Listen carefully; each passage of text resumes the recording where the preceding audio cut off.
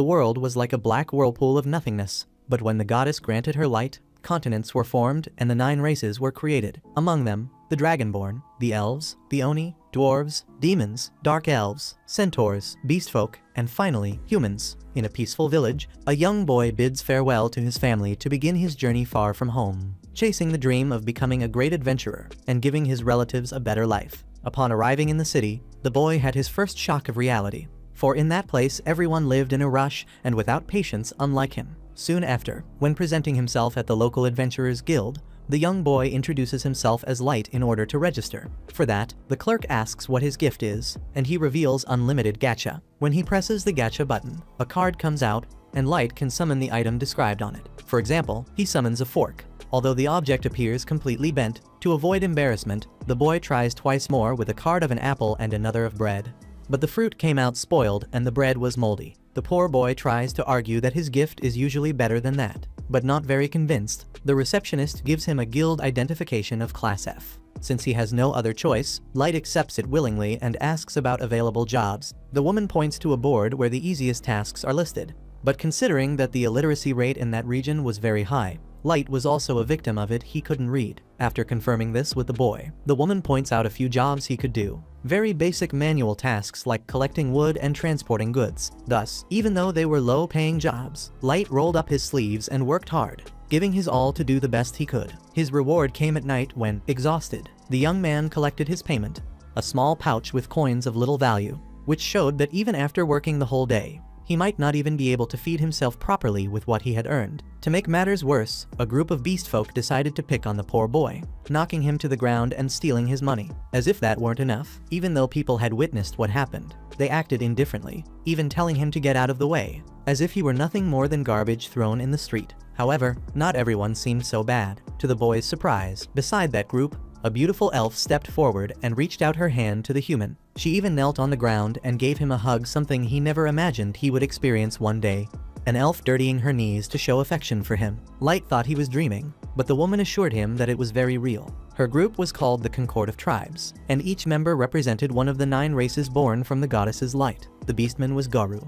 The elf was Sasha, Draco, the Dragonborn, Diablo, a demon, Abaro, an Oni, Nano, a dwarf, Sion, a dark elf, and Santor, a centaur. However, one race was still missing to complete the group, and they wanted Light to be the last member representing humans so that together they could fight against discrimination and make the world a more equal place. Of course, Light would not miss such an opportunity, so he accepted immediately and joined the team. Still, keeping up with such a powerful group of adventurers was not easy at all. As the days went by, Light had to face terribly strong creatures, and since he was the weakest link, he often had to be protected by his companions, usually by Sasha, who always made sure to keep the young human safe whenever possible. In fact, because of this overprotective behavior, she became the target of teasing from her friends, who said she was always putting the boy under her wing. She swore that she only tried to keep him from getting hurt because, if something were to happen to him, it could damage the group's reputation. Indeed, although he was not a fighter, Light was useful in carrying the allies' belongings, and he also made incredible tea during their breaks between adventures. This helped him earn his companions' trust. Later, at a certain point inside the dungeon,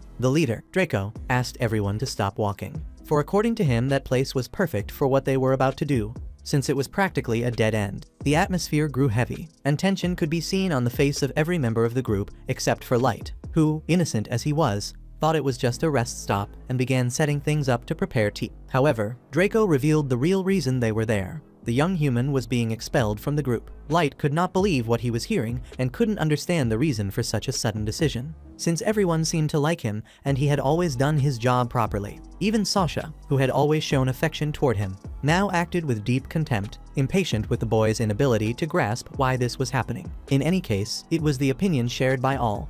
The human was nothing but dead weight, and now they would be free of the foul stench of his race. In disbelief, Light asked why they had included him in the group in the first place. They explained that their superiors believed the boy might be a master because of the gift he possessed. That's why Light had been under observation the entire time for them to study him more carefully. But the conclusion was clear.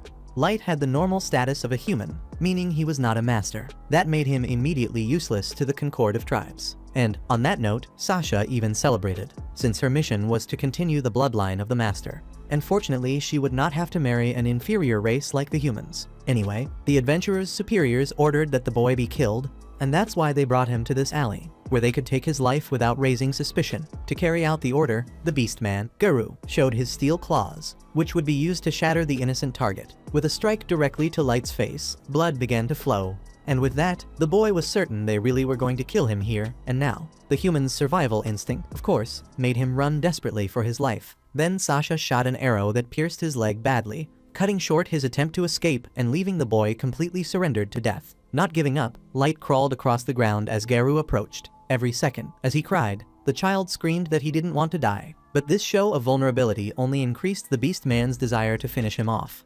And since he was so riled up, Garou decided to torture the boy before taking his life. However, by chance, Light hit the jackpot when he accidentally triggered a teleport trap planted in the ground. His enemy even tried to stop him from being teleported, but Light managed to escape successfully and was now safe. Or rather, at least for the moment. Because from what it seemed, the place he ended up in was deep within the dungeon, where incredibly powerful beasts were certainly lurking and could show themselves at any time. Knowing he was going to die, Light cried and said goodbye to his family in his mind, since he would not have the chance to do it in person. Given over to fate, the poor boy was abandoned by his friends, or rather, by those he thought were his friends. They had always shown respect and affection for him, making him happy during the time they had adventured together. In the end, all that talk of equality between races was nothing but nonsense, and his former companions revealed themselves to be people of the worst kind. Even so, Light didn't throw in the towel. After everything he had suffered because of them, he promised to kill them all, one by one, carrying out the revenge that would one day come. In this case, Light would first need to deal with the Hellhound Serpent that had just appeared in the cave, a level 1000 creature the human had no chance of defeating.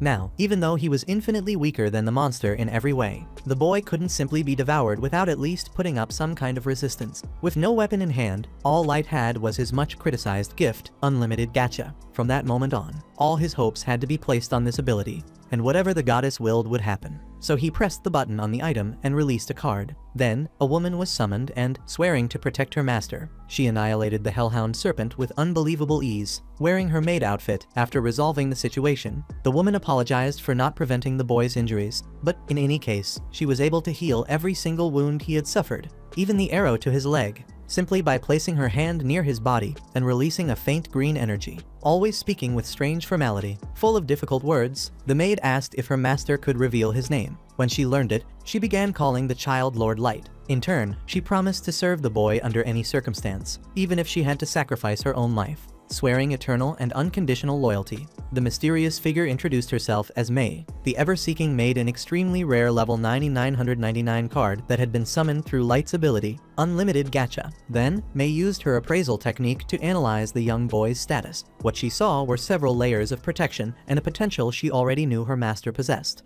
because her experienced eyes could see far beyond what the simple sight of an ordinary person could. According to the maid, Unlimited Gacha was far from useless. The truth was that, no matter what everyone thought, this gift had a trick that few knew. Its power was influenced by the mana flow of the place where the item was activated. The greater and stronger the flow, the greater the gacha's strength. In this case, as was obvious, May could only be summoned because Light had ended up in the depths of the dungeon to do it, where the energy was powerful. She was sure the boy had done this on purpose. Without much pride, the boy admitted he had landed there by chance, fleeing after being coldly abandoned by those he swore were his friends. Remembering his recent trauma, the boy couldn't hold back his tears and showed himself completely vulnerable in the face of such a terrible experience. Showing empathy, May gave the child an almost maternal hug and, even though she admitted she didn't fully understand the depth of his suffering, she made it clear she was willing to use all her power to seek the vengeance her master so desperately longed for. Now, for that to happen, all Light had to do was give the order. Light, however, refused to accept such overwhelming help. After all, he wanted to carry out his revenge with his own hands, no matter how impossible it seemed with his current strength. In fact, Light was certain May didn't see any possibility of that happening. But, on the contrary, she showed total support for this decision and made herself available to assist her master in whatever way necessary, emphasizing that she hadn't been lying when she said she would dedicate her life to standing by young Light's side. And so, in the depths of the abyss, the toughest dungeon in the region, knowing the power of Unlimited Gacha, Light pressed the button on the object once more, so that he could build a kingdom that would help him carry out his revenge. From that moment on, that chamber of darkness began to be enveloped in a true flood of light. 3 years later, in that same depth of the abyss, Light had already developed a huge kingdom. In the corridor leading to the throne, he came across dozens and dozens of maids, properly uniformed, who were not only 100% dedicated to the daily tasks of the castle, but some girls in particular, like a certain quartet, ended up developing a certain obsession with their master, and, along with that, even went too far at times. When they saw the young leader walking down the corridor, they made it quite clear how badly they wanted to smell the scent of the soles of his feet. Annoyed by such absurd attention, May offered to silence the maids, but the king saw nothing wrong with a bit of admiration from his servants. As he walked through the streets of the city, Light noticed how much the population had grown over these 3 years. Wherever he went, the ruler was loved and respected by everyone, seen as someone who met the people's needs and truly cared about them. By the way, Light asked how the other 3 cards he had summoned for the kingdom were doing, so May gave her report. Ayuki was reviewing the perimeter and making maps of the area. Light thought that was great, since the forest surrounding the kingdom was full of monsters, and that wouldn't be a problem for a tamer like her. May wasn't so sure, as Aoyuki was as unstable as a cat, but the master wouldn't think anything different of her. As for Ellie, she had been working hard to develop new spells that matched the plan Light wanted to put into action. Nazuna, lastly, was patrolling the castle as usual, since she was only good at hand-to-hand combat and wasn't very smart, truth be told. About that, Light said that at least the girl was funny, which was enough reason to want to keep her around. Then, Light arrived at a door where Jack was waiting. The man treated the king in the most informal way possible, which irritated May, who had already told him to address their leader properly. However, Light himself made it clear that he didn't mind, since he saw Jack as an older brother. Having said that, the man teased the maid in a playful, take that kind of way. Finally, the two went to their usual training, and Light took off his gloves so he wouldn't go easy on his opponent. After all, he wasn't known as Blood Barricade for nothing. Living up to his nickname, he took a heavy punch to the pit of his stomach, a blow that would surely destroy an ordinary person. But he completely resisted the attack and started trading blows with his master. Meanwhile, the clumsy Nazuna patrolled the vast and endless corridors of the castle with her usual cheerful and carefree posture, making even the perverted quartet of maids wonder if she was really working or just taking a walk. When the warrior said she was doing an extremely important task for the king, the 4 maids took the opportunity to ask for a very special favor that, supposedly, had everything to do with what the patrol girl was doing. After praising her endlessly, they took advantage of her innocence to ask her to go to a very special place that needed a brave warrior to inspect it. That said, off went Nazuna to the place they mentioned. When she knocked on the door, May answered and asked what the warrior was doing in Light's room. The short girl said she was there for her routine patrol, and even though May tried to explain that she was responsible for that area and that Nazuna should go somewhere else, the stubborn girl simply ignored her and entered the king's room without permission. Inside, she even complimented the chief maid on how clean everything was, but then commented that the bed looked like someone had been rolling around on it for 2 hours with their face buried in the pillow. In response, May made up an excuse, saying it was a new style of arrangement she had developed during her years as a maid, and that only someone well-trained like her could do the same. Impressed, Nazuna pulled out a letter the quartet had written. She wasn't supposed to show it, but since the warrior wasn't very smart, she ended up reading it out loud. Down with May and her monopoly over Master Light's room. We demand that everyone have the right to clean this place. Vote yes to remove the tyrannical headmaid. Get wrecked. Upon hearing that, May assured Nazuna that she would personally take care of the matter, then gave her a few coins as a way to reward her for her incredible service. Overjoyed, and taking advantage of the fact that new sweets had arrived in the market, the warrior wasted no time and went to a food stall to spend her money on treats like dorayaki and milk. After that, she went to see Aoyuki on one of the castle's balconies just to check what she was doing. The tamer only replied with meows that more or less indicated her answers through body language. Even though Nazuna didn't understand exactly what she meant like Light, did she try to interpret it as best she could. Talkative as ever, the warrior kept bothering her companion, saying she could help with her mission to make maps of the forest. She could even cut down trees to make the path easier, although it wouldn't really be a forest anymore without trees.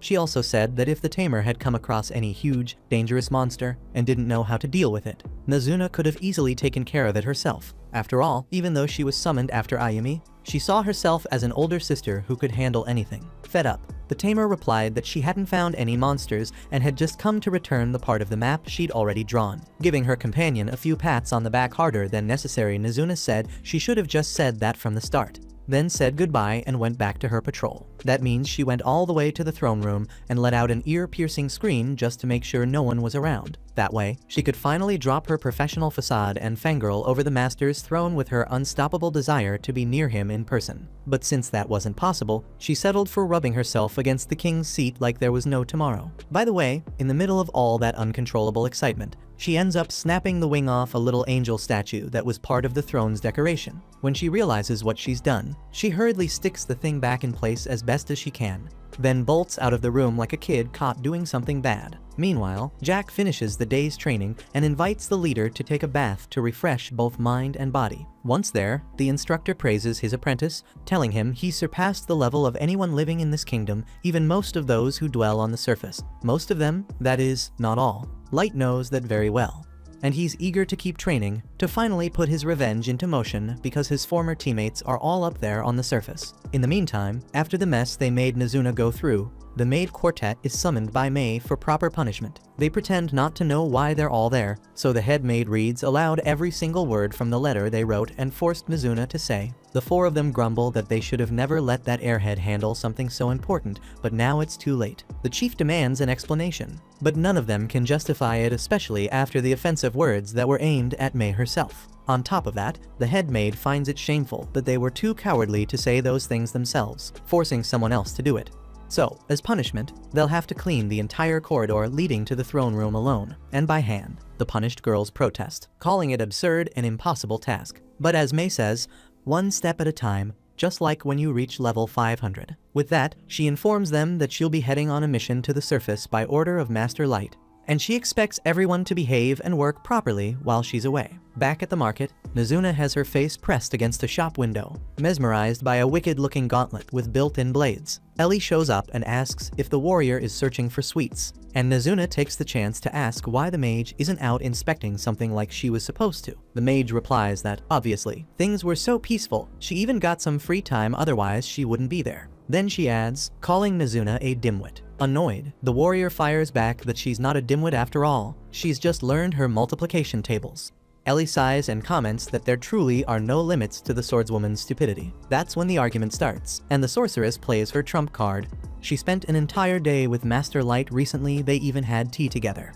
Next time, she might even invite him to a private dinner with some evening entertainment. Nazuna bursts with outrage. She's never even had the chance to share a cup of tea with the master. But if there's going to be some night entertainment and it's dangerous to go out after dark, she offers to tag along and protect them with her close combat skills since the mage is totally useless in that kind of fight. Feeling unexpectedly appreciated, Nazuna cheerfully heads off to resume her patrol, leaving Ellie alone, shaking her head, thinking, what a character that girl is. After being punished, the maids still grumble about it. After all, isn't it fair to rebel against tyrannical leaders? But they quickly give up, realizing they don't stand a chance against Mei. She's practically untouchable, being the master's very first summoned. Truth be told, even though they're being punished, nothing could extinguish their burning desire to do unspeakable things with the king's bedsheets, things that can't be described here, or the video would get demonetized. To say something without saying too much, let's just say it involves the tongue being used as a method of linen cleaning. Caught up in their own gossip,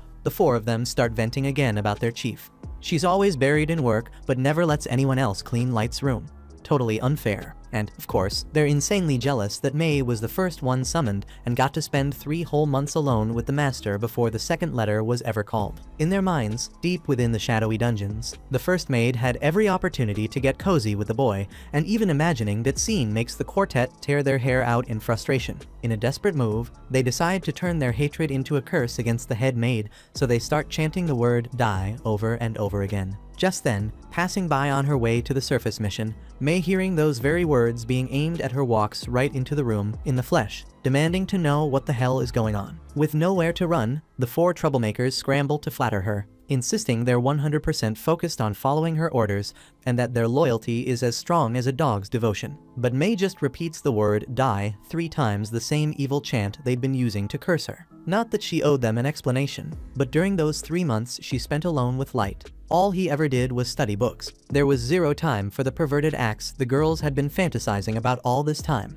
In fact, whether by coincidence or not, Mei had just been thinking she might have gone too hard on their punishment. She was even considering reducing it. But now, seeing this, she realizes she was absolutely right all along. Actually, the 4 of them deserve even more punishment. From now on, they won't just clean the corridor, they'll clean the entire throne room. From that moment on, the quartet was forced to finally get to work for real. and the first thing they did after their boss's departure was start cleaning. In the middle of the cleaning, one of them dropped the angel's wing that Nezuna had broken and fixed back in place, and the general feeling was that the four of them were completely doomed. On the other hand, Nezuna was feeling fulfilled. After keeping the kingdom safe for another day, she took off her armor and lay down on the bed to rest a bit. Even so, she felt she might have the chance to see her master more often, just like Ellie. In general, she only patrolled the castle daily, but she would love to go on an intriguing mission on the surface, where she could defeat a giant monster, prove her worth, and gain the king's complete trust. Speaking of which, all she hoped for was to see Master Light tomorrow. When morning came, Light gathered Nezuna, Ellie, and Ayumi at the kingdom's gate.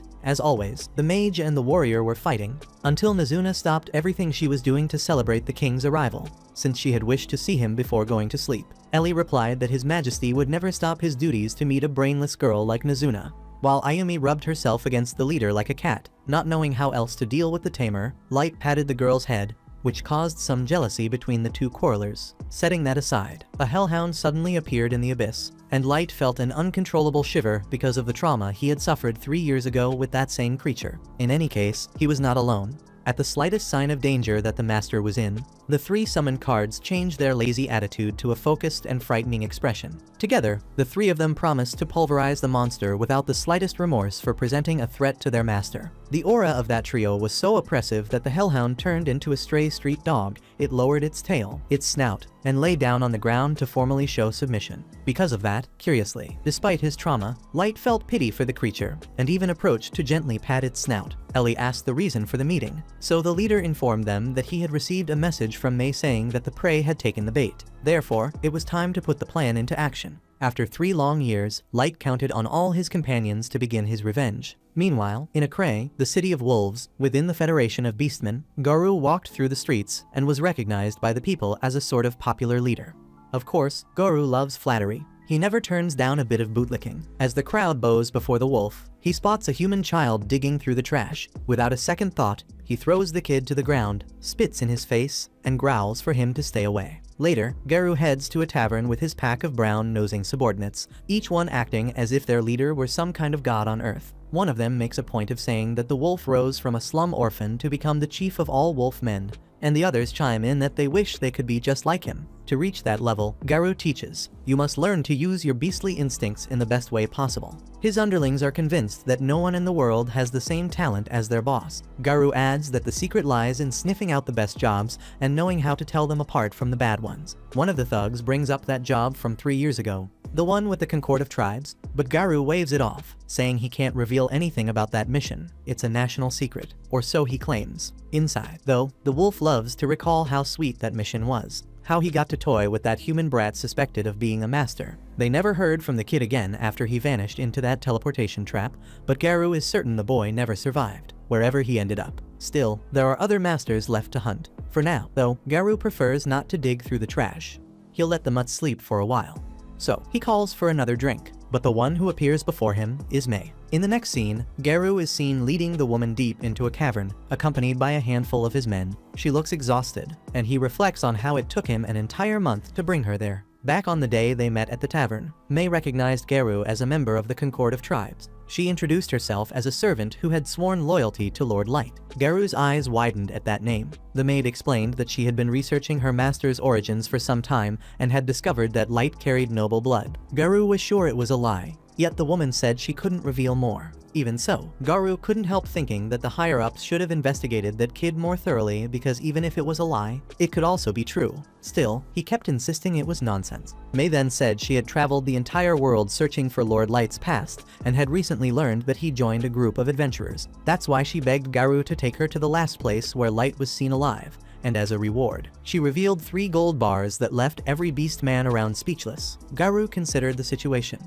The smell of a trap was strong, yet she was just a human woman, no real threat to them. Thinking that, he accepted the deal. Not for the money, of course, but because, as he put it, Light had once been a dear companion. He promised to gather his strongest men to explore the abyss. Now, thinking back, it all seemed too good to be true. Garou could barely wait to enjoy himself with that human body once they were deep inside the labyrinth. He led May straight to the very spot where he and the Concord tribe had once brought Light to end him for good. The wolf explained that a monster had ambushed the boy, and wounded. Light had crawled into a teleportation trap, never to be seen again. May fell to her knees, tears streaming down her face, praying for her fallen master. While the cynical wolf muttered that there had been nothing anyone could have done, behind her, his men quietly closed off the exit, slowly cornering the human maid. At that moment, May spoke. She said how terrible it must have been for Light to be betrayed and tortured by scum who had sworn to be his friends, in a place as filthy and dark as this. If only she had been by his side from the start, things would have been different. The boy wouldn't have been struck by an arrow, slaughtered, and left covered in blood. Hearing that, Garou jumped back, panic flashing in his eyes. Only the members of the Concord tribe and a few national leaders knew those details. The wolf accused her of being a spy, but May declared she had sworn loyalty to Lord Light and no one else, and that such an accusation was an insult to her honor as a servant. Therefore, Garou should now see the color of his own entrails. With those words, May unleashed a pressure so intense that everyone began trembling in fear, including Garou, who couldn't even move. All his life, he'd seen human women as weak, easy prey he could dominate at will. But this was different. May radiated an aura so fierce that the air itself seemed to swirl like a storm around her. That's when the wolf realized he was going to die. But before she could strike, a hooded figure appeared in the chamber, unrecognizable at first. Lord Light himself had arrived. He reminded his servant that Garou was his prey. The beast men couldn't believe a single human had made it that far into the abyss. Then Light removed his hood. The sight of his face left Garou speechless. The young man smiled and said he had come for revenge 3 years later. The wolf laughed at the idea. After all, that brat was still just a level 15 human, while he himself stood above level 150. Garou had no clue how the kid survived, but he was glad he did, because killing him again and bringing his corpse back to the chiefs would make Garou the greatest of all beast men. Light imagined the wolf had many questions about what had happened, and Garou admitted he did. He even said that weird woman had scared the hell out of him, but in the end, they were just humans, completely harmless. Even his weakest subordinates were above level 130, while Light was a mere kid with a pathetic gift who must have survived by sheer luck, probably saved by that woman, or something like that. To show that there was no escape anymore, Garou ordered his men to go after the boy. 2 of them rushed ahead, but were easily decapitated by May, who crossed the entire place at a speed invisible to the eye, taking down the enemies and vowing that none of the beastmen would leave the abyss unpunished. Light thanked her for the help and asked the maid to block the exit,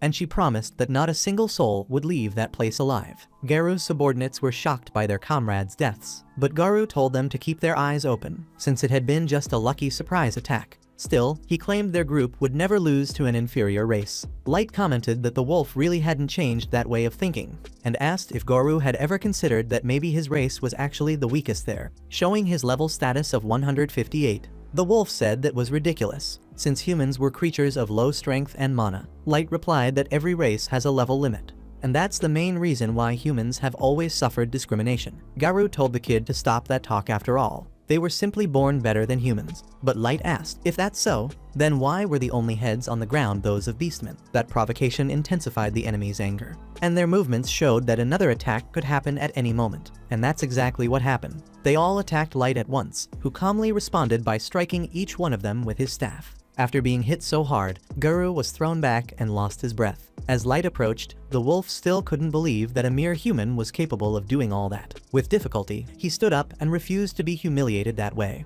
After all, Garou was the leader of the wolfmen and couldn't burn his reputation like that. To raise the level of the fight, he drew a magic orb to summon the magical beast Fenrir. When he threw the item on the ground, an explosion of energy occurred, and soon a gigantic level 500 wolf appeared. Garou smiled from ear to ear, certain he would crush that human. But Light sighed, regretting that such a giant was so weak. To make the fight more exciting, he dropped his staff and spread his arms open, promising not to move. That provocation only increased the wolfman's rage, who swore not to leave a single bone of that arrogant kid intact. Then he ordered Fenrir to launch the beast's roar explosion, a surreal power that hit Light directly. Garou was sure the boy couldn't have survived such a concentrated mana explosion from a level 500 creature. However, May seemed strangely calm while guarding the exit. When the smoke cleared, Garou's jaw dropped to his chest. Light was absolutely unharmed. According to the boy, that attack had a name full of big talk for a power that only kicked up a bit of dust. Around them, the henchmen started to panic at that unbelievable sight.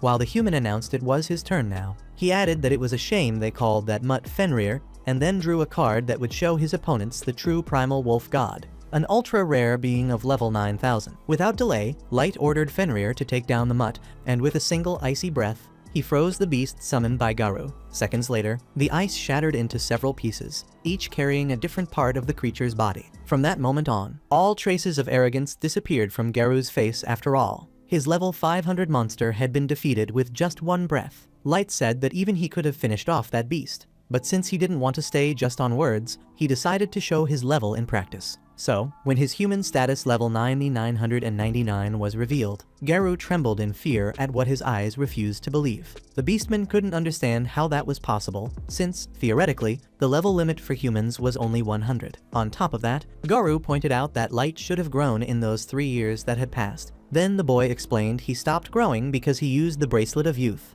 Also, he would never forget the despair, sadness, and anger he felt on the day he was betrayed. Given the facts, Garou no longer had arguments left. There was nothing to do but accept the death he now knew was coming. However, against all expectations, the leader of the Wolfmen dropped his arrogance and kneeled, begging for forgiveness. He justified himself by saying he was only following his country's orders and never wanted to do any of that. As if that wasn't enough, he blamed the henchmen behind him, saying the idea had been theirs. While they revolted at his cowardice, the leader admitted he had betrayed Light, but with a ridiculously gentle voice, he reminded him that they had shared many good moments together. Ignoring the wolf's plea, the human ordered him to tell everything he knew about the masters. Garou answered that his superiors only told him to go after them, but he had no idea why. If that was so, Light wanted to understand why they still tried to kill him, even after discovering he wasn't a master. Once again, Garou swore he didn't know anything. Then May asked the henchmen if they knew something. They all firmly claimed they had information to reveal, but the maid sliced them all with steel wires, punishing each of the enemies with death for lying to Lord Light. After that, Light asked if Garou agreed that they would win if they went to war against the nations on the surface. But before hearing the answer, he made it clear that May could see the truth through her eyes of judgment. Trembling and urinating on the floor in fear, the wolf said Lord Light was indeed very strong and might have a temporary advantage in that battle. However, no matter what level he was still only one person against entire countries armed with powerful equipment and items. Satisfied with the answer, Light replied that he had been thinking pretty much the same thing, and since he still had more questions to ask the Wolfman, the human demanded that he come along. Without saying another word, Light activated a teleportation spell and disappeared from there together with Garou. When the wolf realizes it, he's standing in a gigantic throne room where hundreds of soldiers, maids, and magical creatures bow before their sovereign, Lord Light. Garou is left speechless as he watches that boy climb the steps to the throne. Once seated, Light orders everyone to raise their heads and display their status. At that moment, we see that the magical beasts have levels around 8,000. While other types of units range around 7,000. The regular infantry soldiers are level 1,500. While Light's personal subordinates May, Ayuki, Ellie, and Nazuna are all at the maximum level, 9,999. After revealing that he spent the last 3 years building this army, Light asks Garou once again whether he would win if he went to war against the nations on the surface. Seeing the Wolfman's inexplicable look of terror, Light takes that as a satisfying answer. As a reward, the king declares he will impose upon his enemy an endless state of despair, a suffering far worse than death. Unable to take his eyes off the boy, Garou comes to the conclusion that he and his companions were the ones who created this monster, who now sits invincible on his throne as if he were some kind of lord of destruction. With tears in his eyes, the lupine asks if the human intends to become a god, and Light admits that it's not a bad idea. The real question is for what purpose, since he could become either a benevolent god or a merciless one. With his gift, he could spread happiness and prosperity throughout the world as easily as death and despair. In the end, he wishes for the world itself to decide what kind of god he will become. Speaking of which, Light announces that it's time to mobilize his forces and march toward the surface from the shadows into the light. Sometime later, after a trip to his homeland, Light received the worst news he could ever imagine. When he arrived at the land where he was born and raised, he noticed that everything had been completely destroyed by some unknown force, refusing to accept that his family had been wiped out. The Dungeon King mobilized his troops to collect the corpses and pay tribute to the dead, but since the bodies of his relatives had not been found, there was still hope that they might be alive. Despite the delicate moment, not everyone was emotionally involved in that tragedy. Gold, a knight in golden armor, for example, tried to hurry his master to leave the place as soon as possible. After all, he didn't want to be stuck in a camp on his very first day. Nemumu scolded the big guy for acting like a spoiled child at a time when the king was mourning. and Light once again wondered whether those two were allies or enemies, considering how much they argued. Always with an impeccable and rather old-fashioned vocabulary, Gold replied that there was nothing more unpleasant than a lady with a crow's voice yelling in his ear day after day. Besides, he was sure she preferred sleeping in the warmth of his bed rather than in the cold of the night. The assassin replied that she would even sleep in the mud of a swamp for her master. And Gold countered that his loyalty to his master shone as brightly as gold, and it was no coincidence that his nickname was the Auric Knight. But that was exactly why he preferred marching to an inn as soon as possible, so that Light wouldn't have to sleep in the cold. In the end, Nemomu gave in and agreed with the big guy, while the king reminded them both that the focus now was to gather information about the kingdoms surrounding that area. Even though his forces were strong enough to defeat the rest of the world, it would be unwise to start attacking recklessly without knowing anything about the enemies. Gold agreed, because, as he said, know your enemy as you know yourself, and you will not fear the result of 100 battles. Light added that maybe the annihilation of his village was related to the fact that he was considered a master, whatever that meant. But if everything that meant power in that society inevitably led to death and destruction, then he would rather turn that world into hell himself. When he said that, a visible aura of hatred surrounded the young man's body, and Gold asked him to calm down before someone got hurt for no reason. Promising to behave, Light summoned the Fool's Mask through a card and put it on. On the way, as the trio flew toward the city of Dagas, Nemomu asked what business her master had there. Light reminded her that he should always be called Dark while they were outside the abyss, because if he used his real name, he would become an easy target for the Concord of Tribes. Speaking of which, he planned to register at the guild under that false name and climb the ranks to gain prestige, and, with it, access to privileged information. A bit later, the three got close to Dagas and decided to continue on foot to avoid drawing attention. Soon after, they found a man and his son being robbed in the forest by a gang of dwarves. At first, Dark and his companions didn't get involved in the fight, but the shining golden armor of Gold reflected the light and caught the bandits' attention, forcing the knight and the assassin to take action. The two immobilized the criminals without any difficulty, thus saving the father and son, who, grateful, offered the heroes a ride to Dagas. The two were impressed by the trio's strength and asked if they were some kind of super strong adventurers. Dark explained that they were just ordinary people who wanted to become adventurers, and that was exactly why they were going to Dagas, to register at the guild. The coachman was surprised, but said they were heading to the right place, since Dagas was the southernmost city in the Dwarven Kingdom, located on the border with the Human Kingdom to the east and the Elven Kingdom to the west. And even though there were many disputes among the countries, the quality of Dagas' dungeon was very high and continued to attract many adventurers, making the region prosperous. There were even many humans in the city, which allowed him to open an inn to host that race. A few minutes later, they reached the gate of Dagas. The innkeeper introduced himself as Colonel and invited the travelers to spend a night in his inn for free as a token of gratitude. Thus, the dungeon trio continued their journey toward the guild. As they walked through the city, they were amazed by its size and beauty, especially Gold and Nemomu, who had never seen anything beyond the depths of the cave where they were born. Dagas, unlike the underworld, was full of life and trade, with shop after shop selling battle equipment to meet the strong demand of adventurers coming from all corners of the continent. Besides exploring the famous dungeon of the region, they also relied on the dwarves' mastery when it came to forging. A little farther ahead, the three reached the guild, and surprisingly, there were almost only humans inside. Everyone stepped aside as the trio of outsiders advanced, which made Dark assume that the humans were afraid because they were mistreated by other races in that place. When it was time to register, Nemomu made a scene with the receptionist in front of everyone,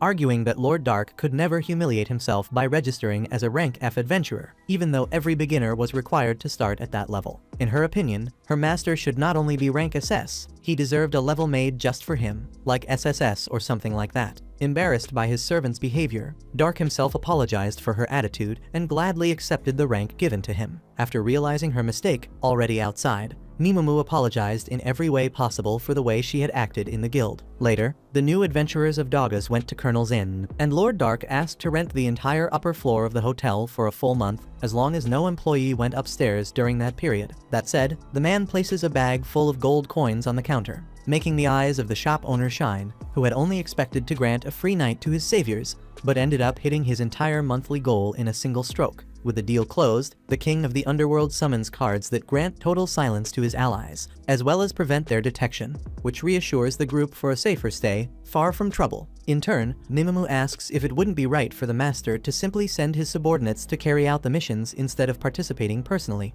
since that way he could get hurt. Upon hearing this, Dark releases such great anger that he practically breaks some objects around him. After all, he felt particularly questioned about the validity of his long-desired revenge. realizing she might have gone too far. Nemumu bitterly regrets it and, on her knees, once again asks for forgiveness for her intrusion. But the boy pulls himself together and apologizes for his exaggerated reaction, because he knows well that the girl only said that because she was worried about his safety. But unfortunately bad feelings took over him. Even so, to demonstrate her unshakable loyalty, the assassin kisses her master's foot, a gesture known to show obedience, even though Dark does not like it very much. Seeing the scene, Gold calls Nemumu a pervert and provokes another fight between the two. After leaving the hotel, the group goes to Dagaz's dungeon, and, passing through the popular market, they draw everyone's attention whether because of Gold's armor, Nemumu's beauty, or Dark's mask. Because of that, the boy recognizes that the mask fits him perfectly. But without a doubt, it is not a good accessory if you want to be invisible in the crowd. When they reach the line, they notice there are no elves, and Dark explains that this is due to the fact that elves and dwarves are in a dispute to see who dominates this dungeon. Grabbing the boy from behind, Nemumu comments on how wise her master is. He asks if she really needs to act like that, and she assures him that yes, because it is very important to protect the king's back. In the middle of this, some rough-looking adventurers simply cut the line shamelessly, and nothing happens. By the size of the weapon one of them is hiding under a cloth, Dark imagines that these guys are not weak at all. However, since they are not fools either, the Abyss trio goes to the line cutters to make it very clear that they are in the wrong. The man with the giant sword asks if the brat knows who he is talking to, but his companion next to him reminds him that it would not be wise to start a fight in this place, because if the sword is used now, it would probably cause chaos. Understanding the situation, the sword bearer swallows his pride and lets it go for now, going with his allies to the end of the line. After expelling the bullies, Dark and his companions are revered by the other adventurers who were also waiting in line, especially by the group of 4 young men who were behind the line cutters and did not have the courage to face them. Completely clueless, one of the boys, named Gimra, asks if the big guy's armor is really made of gold. His companions scold him for his shamelessness, but the truth is that everyone around was curious for an answer, as Gimra himself knew. Finding the situation funny, Gold was about to answer the question, but Nemumu steps in front of him to say that the armor is fake, and that it makes no sense to build protection as soft as gold. Gimra was about to ask an even more inconvenient question, but is silenced by his friends, while Dark explains that Gold uses that color to symbolize his dedication to the Knight's Code. Changing the subject, one of the boys asks if it is the trio's first time in this dungeon. Since this cave is gigantic compared to the others, it is common for adventurers to sleep inside instead of leaving. And since the foreigners have no baggage, the boy decided to ask. When the group of young men is called to enter the dungeon, Dark's group discusses whether they should get backpacks just to pretend they are carrying something, because the magical items they use as inventory might raise suspicion. Be that as it may, the 3 go inside the dungeon, and once again Nemumu and Gold are impressed by the difference between this one and the only dungeon they had ever seen in their lives, the Abyss. Dark reminds them that their goal is to discover the secret behind this dungeon, even though not even Ellie was able to unravel this mystery, which makes this mission practically impossible. From what he learned, dungeons are full of mana, and the level of this magical energy rises as they go deeper. This power can be used to create monsters and traps, as well as countless other things. Upon coming across a vast field inside that dungeon, Dark points out that each labyrinth is a world in itself, completely different from the surface. Then, he summons the cards of lightness, concealment, and clairvoyance, so that he and his companions could fly to cut through the path, while staying hidden in the air and having a privileged view of the surroundings. Meanwhile, on the surface, the arrogant warrior with his huge sword annihilates several monsters along the way. With an expression of hatred stamped on his face, after slaughtering the enemies, he announces himself as the youngest and most brilliant elite white knight of the Kingdom of the Elves. His name is Kaido, the legendary hero with Master's blood. His companion asks Kaido to calm down, since their priority is the trolls on the 3rd floor. But the White Knight tells Yanok to shut up, because his real priority is to face those bastards who challenged him. All because of his level 1500, which is still too low. Yanok argues that the White Knight's level is very high among elves, but that is far from enough for Kaido, who, with his master's blood, sees himself as superior to everyone and wants his strength to match that. Filled with hatred, the elf promises to level up until he becomes strong enough to crush all the swine who ever insulted him. Yanok understands his comrade's suffering, since he himself was exiled by brainless fools who lacked the ability to understand his research. Anyway, this research will one day bear fruit, and its results will be seen on Kaido's own body, who will gain the strength he so deeply desires. Hearing that, although he tolerates an alliance with that madman for the sake of this research, Kaido doesn't trust that dark elf in the slightest. Back to the Abyss group, they indeed reached the 3rd floor and wiped out all the trolls. Once that was done, Dark announced that they should collect the magic gems to prove to the guild that they had truly descended to that level of the dungeon. Since the battle left the king completely filthy, he preferred to return to the surface and take a good bath. Nimemu, of course, promised to leave every part of her master perfectly clean, even though no one mentioned it. Gold refused her help,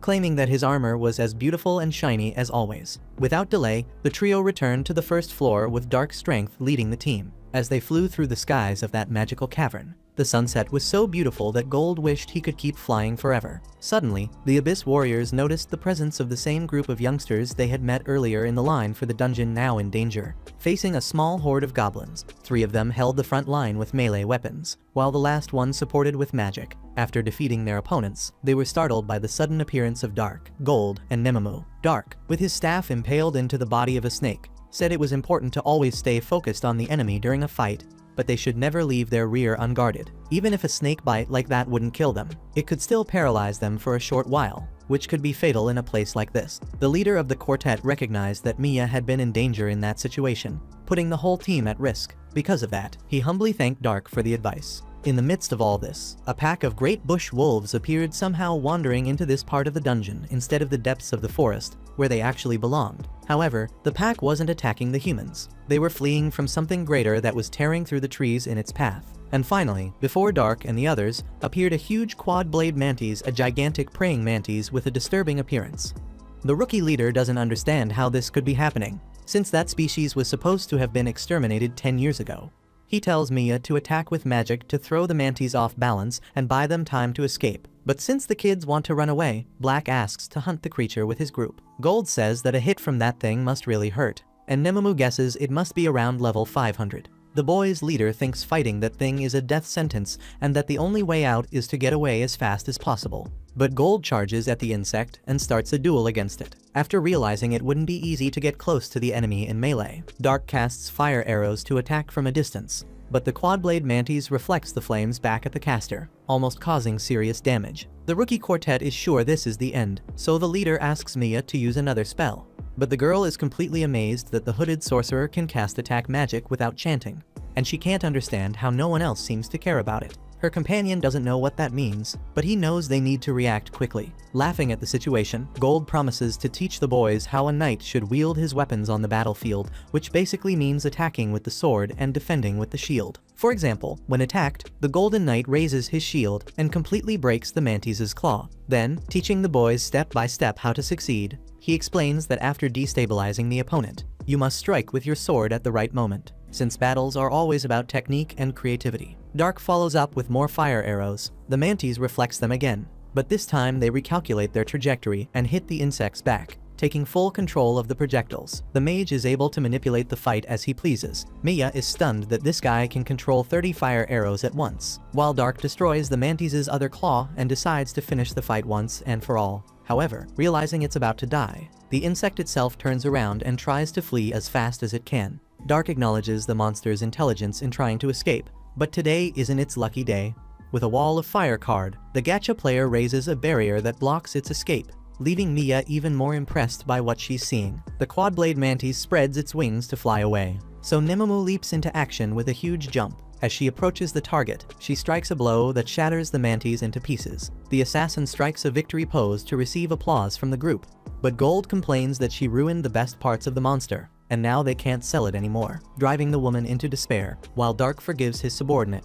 The rookie quartet wonders who these people even are. Shortly after, Gimra finds the magic gem of the quad-blade mantis, and Dark sees it as a chance for them to level up. The boys' leader asks if the trio is part of some famous S-rank adventurer group or something like that, but Dark says they're all rank F, which blows the kid's mind. Mia conjures a water sphere so the adventurers can wash their hands. Gold says his armor is still clean and shiny as always, while Dark humbly thanks her kindness and washes up. The rookie leader replies that they owe them much more than that for all the help they received. So since night is falling and the place could get dangerous, he invites the trio to camp with them for the night in the forest, even though they only have a simple tent and basic food to offer. He also admits that Mia's dying to talk to Dark about magic, which is written all over her face, so everyone gathers to spend the night together. After setting up the camp and lighting a fire, they sit down to eat. Hearing Dark's story, Mia realizes that the boy's talent comes from his parents, who were also sorcerers. The boy praises her abilities, but she sees herself as far from good enough,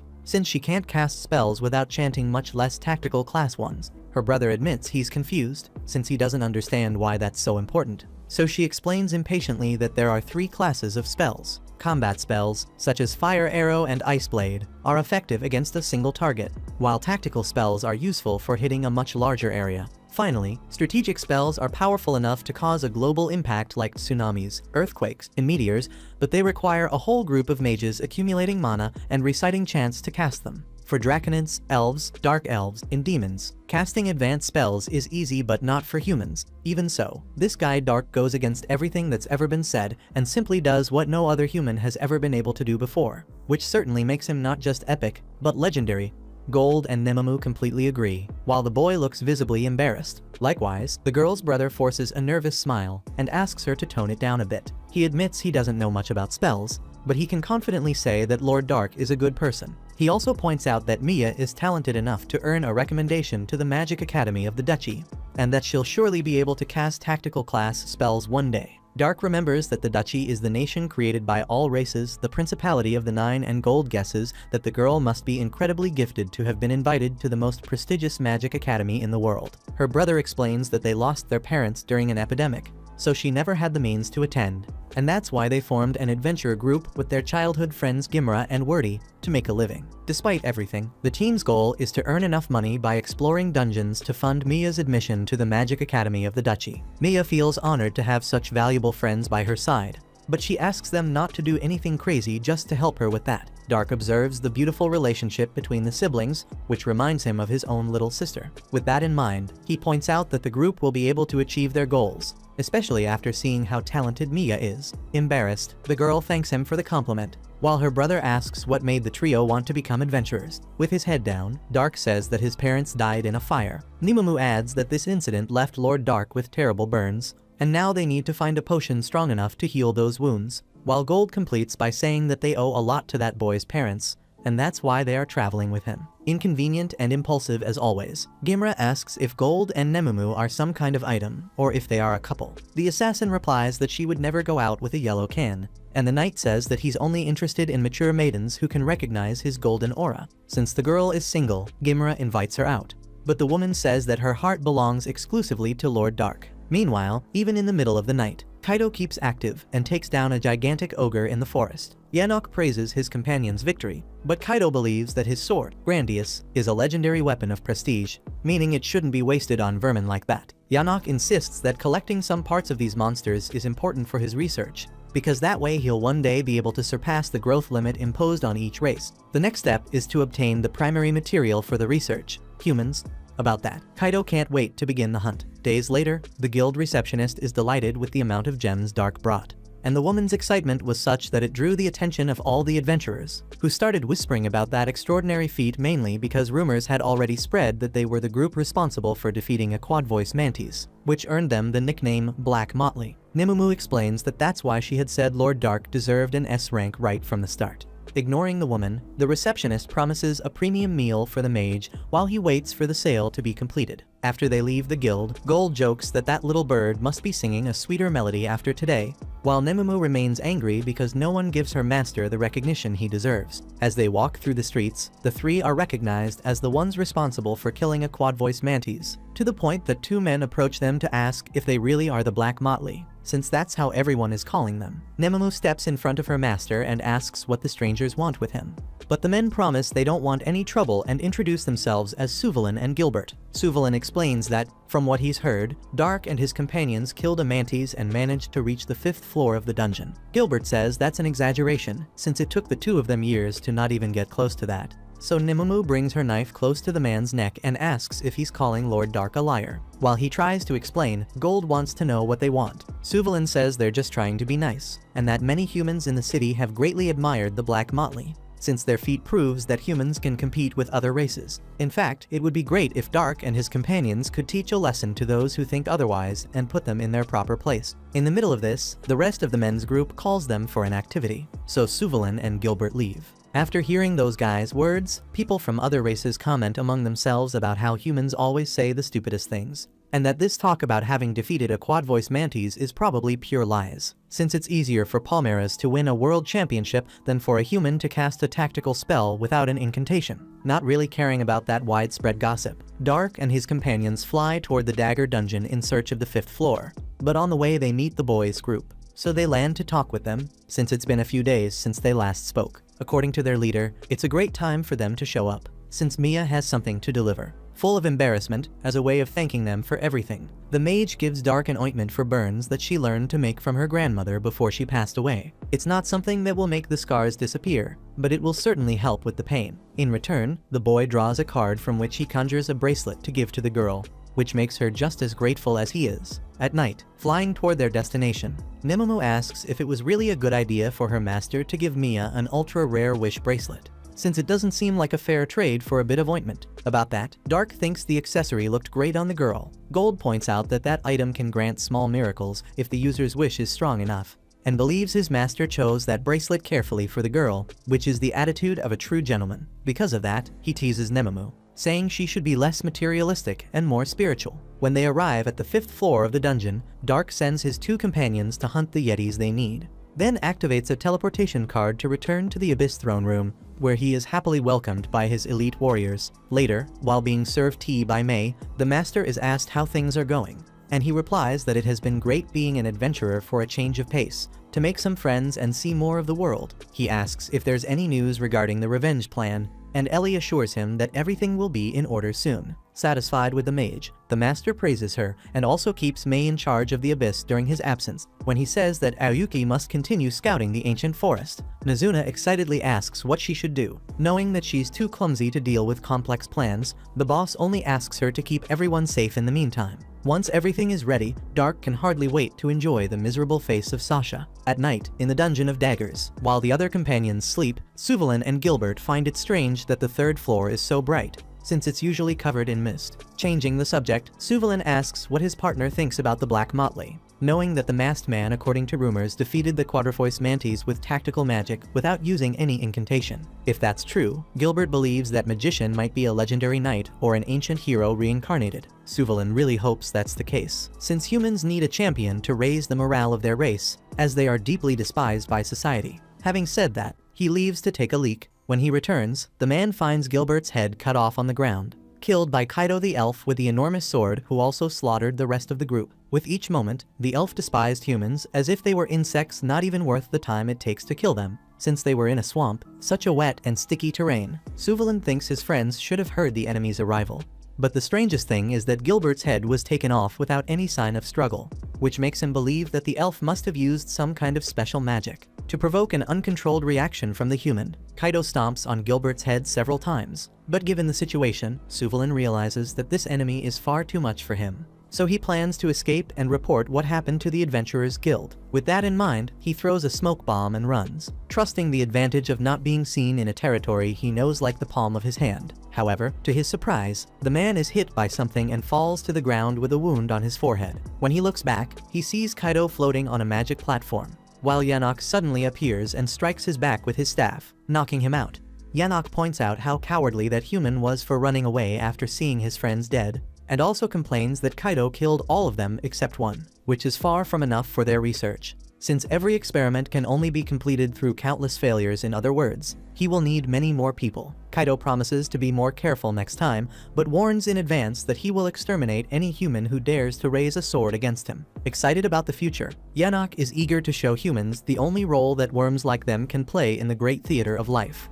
The next day, Nemomo dumps all the magic stones they obtained and once again demands that Lord Dark's rank be increased immediately. Trembling for her life, the receptionist replies that it's not possible, especially after the guild already approved a double promotion from rank F to D. The assassin insists that her master doesn't need to follow the local laws, and that not even rank S is enough to reflect his greatness. Not knowing how to deal with the woman's anger, the employee suggests that Dark accomplish another great feat. Thus, the boy goes to the inn with a mission poster that involves hunting down adventurer killers who target humans. He and Gold are certain that this job will get them promoted, but Nemomo points out that they don't even know the criminals' identities and have little more than a few clues. Gold asks if one of the master's letters couldn't help, but he explains that they appear randomly and don't always help. Nemomo thinks it's a good idea to ask the Abyss for help to expand the search, But the conversation is interrupted when the trio sees a portal opening in the middle of the room. Mia comes out of the portal and almost falls to the ground. If not for Dark catching her, the girl was injured, unconscious, and her bracelet had just snapped. So she is immediately laid on a bed and healed. Dark uses a hypnosis spell to enter the girl's mind and see what happened to her.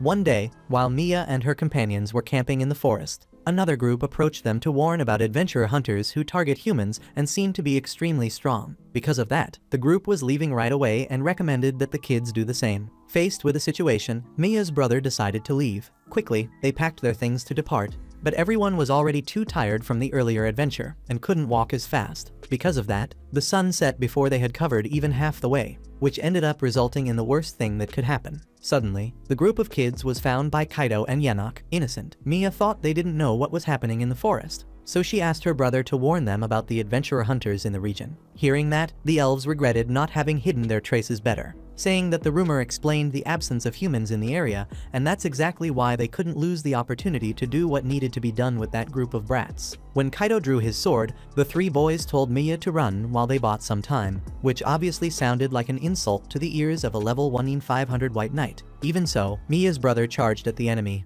but was easily struck by a powerful vertical blow to his stomach. Gimra and Wordy attacked right after, but they too were easily knocked down with similar blows. Mia fell into total despair upon witnessing that scene, while Wordy, still alive, gathered his strength to lift his body and tell her to run as fast as she could. In an act of courage, Gimra also managed to get back into the fight, so the two of them went against the elf again. Annoyed by the kid's persistence, he delivered a sword strike twice as strong as the previous one, finishing the boys off for good. Yanok complained that once again his companion had killed the humans, which prevented them from being used in the research. Kaido reminded him that he would crush anyone who opposed him, and that there was still one little girl left. Yanok pointed out that mages were certainly rare, but that those three boys would also have been very useful, promising to go easier next time. Kaido decided to use Mia before she was taken for the experiments, so Yanok, who didn't share the same desire, decided to step aside. Approaching the little girl, the elf asked why she looked so scared, since she would have the privilege of being used by a future legendary hero.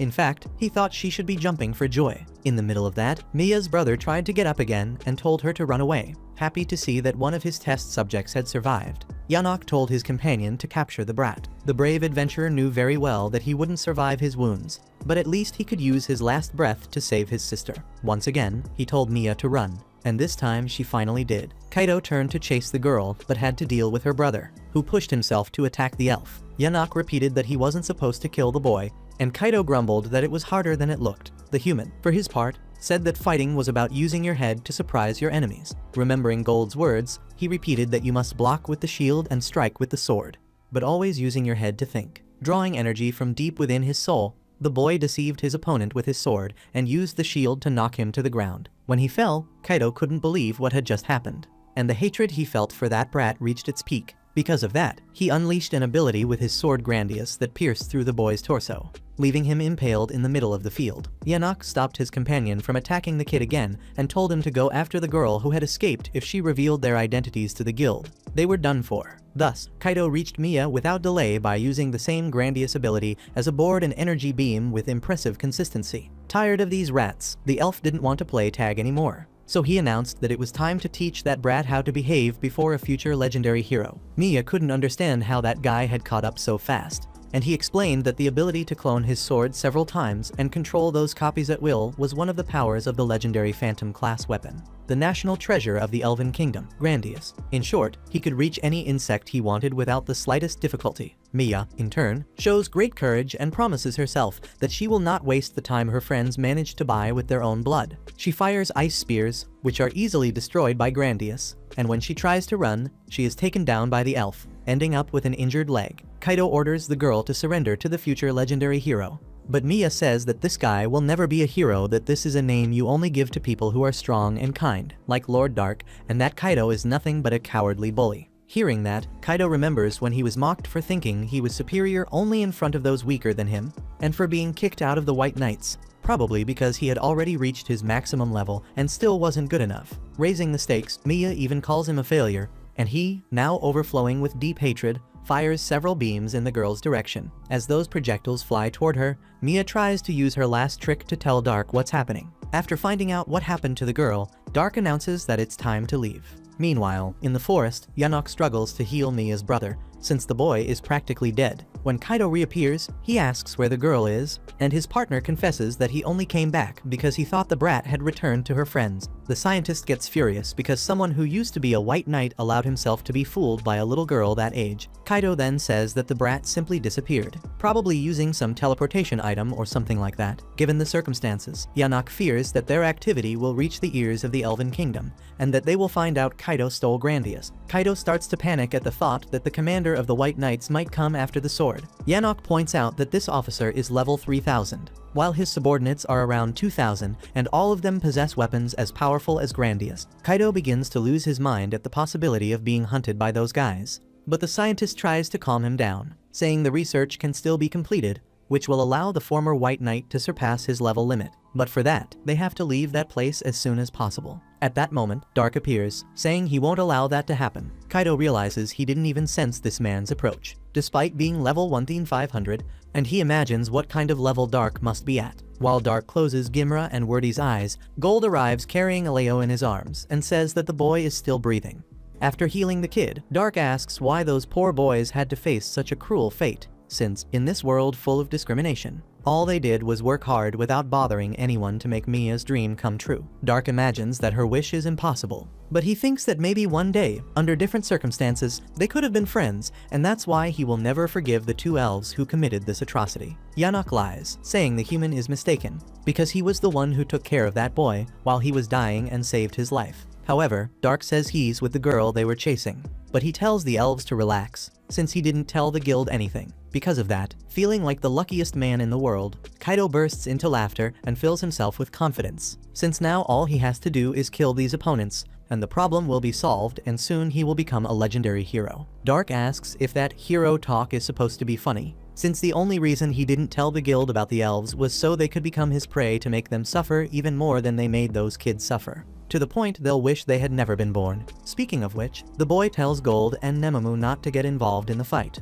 then walks toward the enemies. Kaido asks why the brat is looking at him like that, since that's no way for an insect to look at him. Consumed by uncontrollable rage, the elf attacks, promising to rip the skin off his rival. However, Dark easily blocks the sequence of blows and responds by striking the opponent's stomach firmly with his staff. Having done that, Dark mocks him, asking if that's all the legendary hero can do. Even more enraged, Kaido awakens the power of Grandius to launch several clones of the sword, imbued with all kinds of magic from ice to fire, while Dark dodges the attacks and defends against a well-coordinated strike from Kaido. Yanok can hardly believe that a mere human is fighting like that against an elf wielding a phantom-class sword, acting like a spoiled kid, stomping his foot on the ground. Kaido says that Dark is cheating, because although he claimed to be a mage, it's clear he's actually a fighter, and that's exactly why he hates humans. After all, there's no mage capable of fighting Kaido at the level he's at. Gold comments that the guy couldn't be more wrong, while Nemamu, trying to classify her master, says that the closest thing to Dark would probably be something like an unlimited card mage. Finally, Dark conjures a rain of ice swords, and Kaido is shocked that the kid didn't even need to cast an incantation. Even so, he sends the Grandius clones toward the target,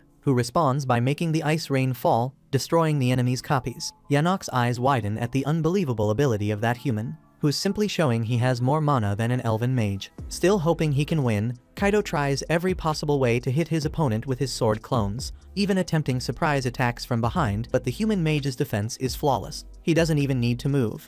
The ice swords alone are enough to shield his body from any attempt to harm him. Because of that, Kaido starts to freak out, refusing to accept in any way that this is happening to him. After all, he's a legendary hero who's having a hard time against a simple human. Even so, he promises that he won't lose, since he holds in his hands the sacred sword Grandius, granted by the heavens to a master from the past. Upon hearing this, Dark's group is shocked. The boy asks what's this story about a master, and if the elf knows who they are. Then Kaido bursts out laughing and answers that not only does he know them, but he's a descendant of theirs, carrying their blood therefore, a sub-master.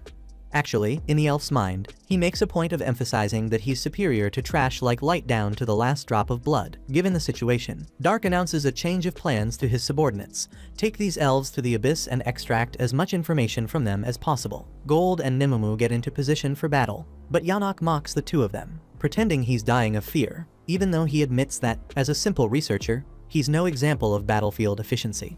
Still, since the enemies insist on acting this violently, he feels obliged to ask for a little help. With that said, Yanok snaps his fingers and summons 2 gigantic monsters fused with humans. One of them is mixed with lizards native to the land of the Dark Elves, while the other is a fusion of men and trolls from that same dungeon. Dark and his companions look at the face stamped on this second monster and realize they know this guy. It's Suvalan, the one they met a few days ago. Yanok boasts about his experience, since it allowed him to exceed the level limit of each species by mixing them.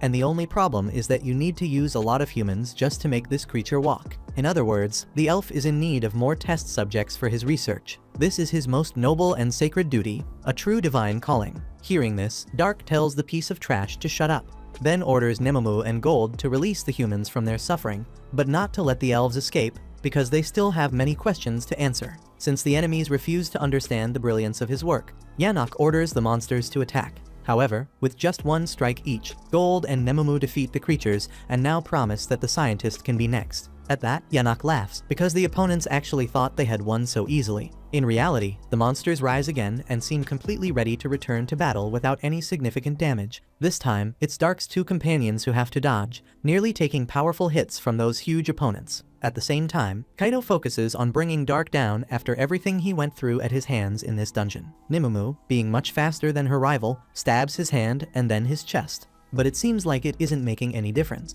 Gold teases Nemumu and guarantees he'll finish his own target much more easily. To prove his point, he tries to strike the monster fused with Suvalan, but ends up missing and almost takes a hit in return, which he blocks at the last second with his shield. Yanok grows more confident and begins belittling the enemies, saying they can't win this fight, and if they choose to give up, he promises to be nice when using them as experiments. As time passed and the tension grew, Gold and Nemumu could no longer stand seeing those people suffering so much inside those monsters. To put an end to this once and for all, the assassin activates her certain death ability, and the Golden Knight prepares the Flame of Judgment. Yanok starts laughing at the enemy's new attempt, but quickly loses the smile on his face when he notices that his creations were no longer regenerating as the burning fire consumed them. Getting revenge on the mad scientist, the rogue drives the tip of her boot into the guy's private parts and decides she's buying new boots so she won't have to use this pair that now smells like elven omelet. On the other side of the battlefield, Dark continues dominating his fight against Kaido. Since the elf looks more lost than a dizzy bug under a rain of ice spears, Dark asks whether he wasn't the one who always said he hates when his prey runs away. This time, Kaido has no clever comeback. On the contrary, he's hit by a memory of Elio who, even on the brink of death, had a smile on his face and the confidence that he was doing the right thing. Extremely irritated at being looked down on even by these kids, the former White Knight gathers a large amount of Grandius's power to finally awaken his most powerful ability. Without delay, he unleashes an extremely powerful strike at Dark, who dodges with a leap and notices that the blade is infused with multiple kinds of magic. With every swing Kaido delivers, the sword grows larger and faster, and the blade becomes flexible like a whip, able to extend and retract as it wants, forcing the boy to dodge carefully from that magical tail, although he doesn't have much trouble. Watching the fight from afar, Gold comments that those colors are a spectacle on their own, and Nemumu says this won't work against Lord Dark. While avoiding the attacks, Light admits it's a cool trick, but a cheap one. The provocation fuels the elf's hatred even more, and he starts swinging his sword frantically, hoping to land just one blow on this brat, enough to kill him once and for all. Since that's the case, Light decides to stand still and open his arms, calling the enemy to come at him and giving him the chance to get exactly what he wants. With no hesitation, Kaido raises Grandius and gathers even more power to punish the insolent kid. When the strike lands, an unreal amount of dust rises from the ground,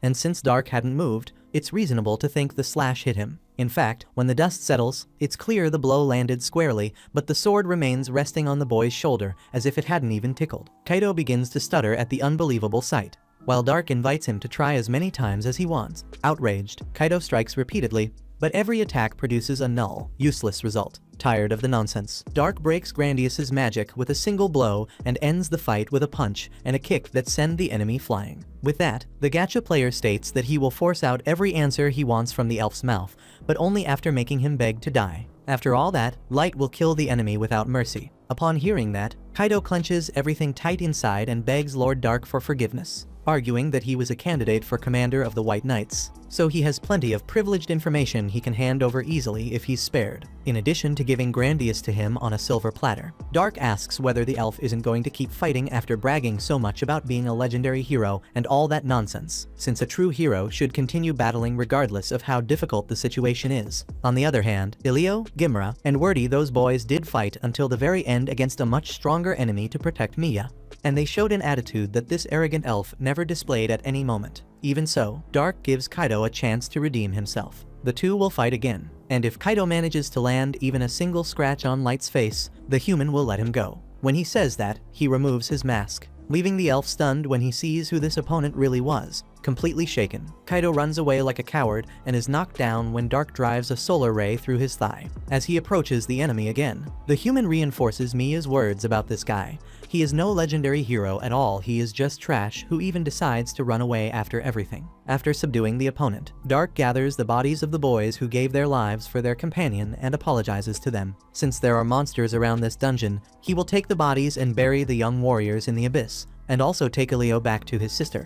Kaido and Yanok ask what will happen to them, and Dark answers that both will be taken together and interrogated. Filled with anger, the human regrets not having done something earlier to prevent those two from hurting his friends, but he overcomes his rage in order to achieve his goal of extracting valuable information from them. Then he summons his teleportation card so they can all return to the abyss. Arriving there instantly, Yanok and Kaido are left in disbelief, since they were just moments ago in the Daga's dungeon. Dark explains that they are now in the deepest level of the abyss, where all of them live. The elves don't understand why these people live in the most difficult dungeon that exists and complain that this place is very far from Daga's. So Nemumu punishes Yanok with a few stomps on his head. The Lord's 4 strongest cards gather to receive their master and ask why these two strange beings are present. Light explains that the pair is guilty of killing countless humans to carry out terrible scientific experiments, and that, apparently, they also have some knowledge about who the masters are, so they will be interrogated until they spill everything. Upon hearing that the elves are responsible for that crime, the girls immediately change their expressions and promise they will inflict the most intense cruelty to make those guys spill every detail if that is the master's will. Unable to take their eyes off those women, Yanok and Kaido feel true terror and imagine that these individuals are on a completely different level of strength. Dark announces that the elves will be killed only after they have given all the necessary information, so it is important that the companions restrain themselves. He then orders Gold to take care of Ilio, while Nemumu must help him bury Gimra and Wordy. Out of nowhere, Yanok shouts that he is also a victim of Kaido and begs to be saved, while Kaido accuses the scientist of deceiving him with false promises to commit those crimes. Dark responds that both of them are guilty, and that their disdain for humans was obvious not only in the way they called them insects, but mainly because they had the nerve to kill so many people just to perform their macabre experiments that benefited only themselves. Those people, when they begged to be spared, certainly did not receive mercy from the elves, and now both have the shamelessness to beg for their own lives after all the atrocities they committed. However, if there is one thing that is certain, it is that the two of them will die. Later, Mia wakes up in the inn where she is staying, with Light at her side. The boy tells her that he was in the dungeon searching for the adventurer killers who had chased the girl, but she is only worried about where her companions are. Light shows her her brother in the bed next to hers and assures her he will be fine after being healed and resting. Now, regarding Wordy and Gimra, Light hands her a lock of hair from each of them to deliver the terrible news.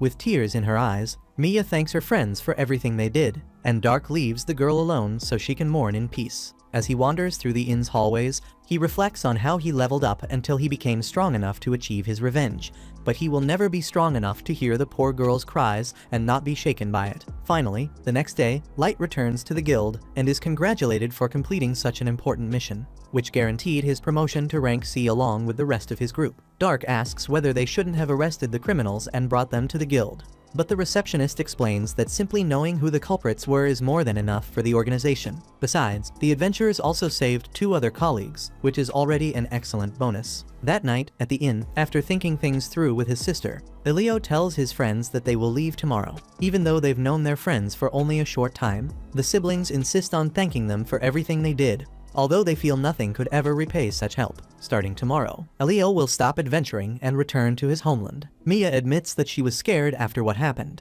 and the truth is she only felt capable of being an adventurer and exploring dungeons when all her friends were together. Speaking of that, Elio admits he wouldn't feel comfortable continuing this journey without Gimra and Wordy, and he also wants to take their hair back home. As for magic school, Mia will study on her own and promises to become a powerful mage by the time she meets Light and the others again. With a teary expression, she asks if they will see each other again, and Light promises that they will. When the brothers leave the next day, Gold and Nemumu assure their master that those boys will find a new path for their lives and that soon they will all meet again. Thinking to himself, Light plans to take the brothers to visit the graves of their deceased friends once he can finally tell them the whole truth. Finally, he tells his subordinates that he is going back to the Abyss. Without delay, he returns to his domain and is welcomed by May and Ellie, who have information about the interrogation of the elves through a report that is promptly handed over. The two of them explain that they pulled every last piece of information they could from their minds using forbidden magic, and in doing so discovered that the submasters mentioned by Kaido refer to those who carry the blood of the masters and, because of that, have a much easier time leveling up than other people.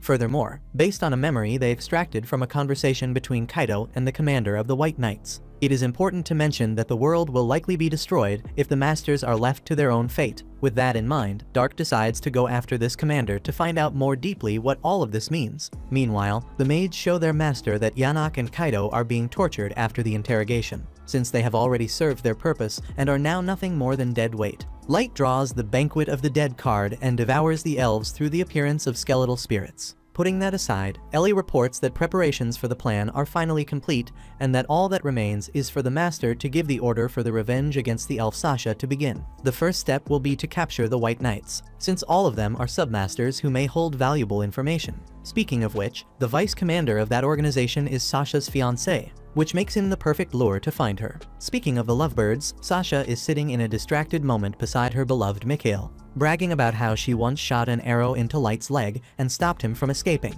Mikhail would have loved to see that and points out that, from time to time, it's necessary to destroy some human settlements, because nothing compares to the look they make when they're on the verge of death, an expression absolutely hilarious. Sasha agrees 100% and admits that she can't help laughing in those situations, and then the two talk about how much they love each other. Meanwhile, in the Abyss, Light wonders what kind of expression Sasha will have when she starts begging for her life at his feet.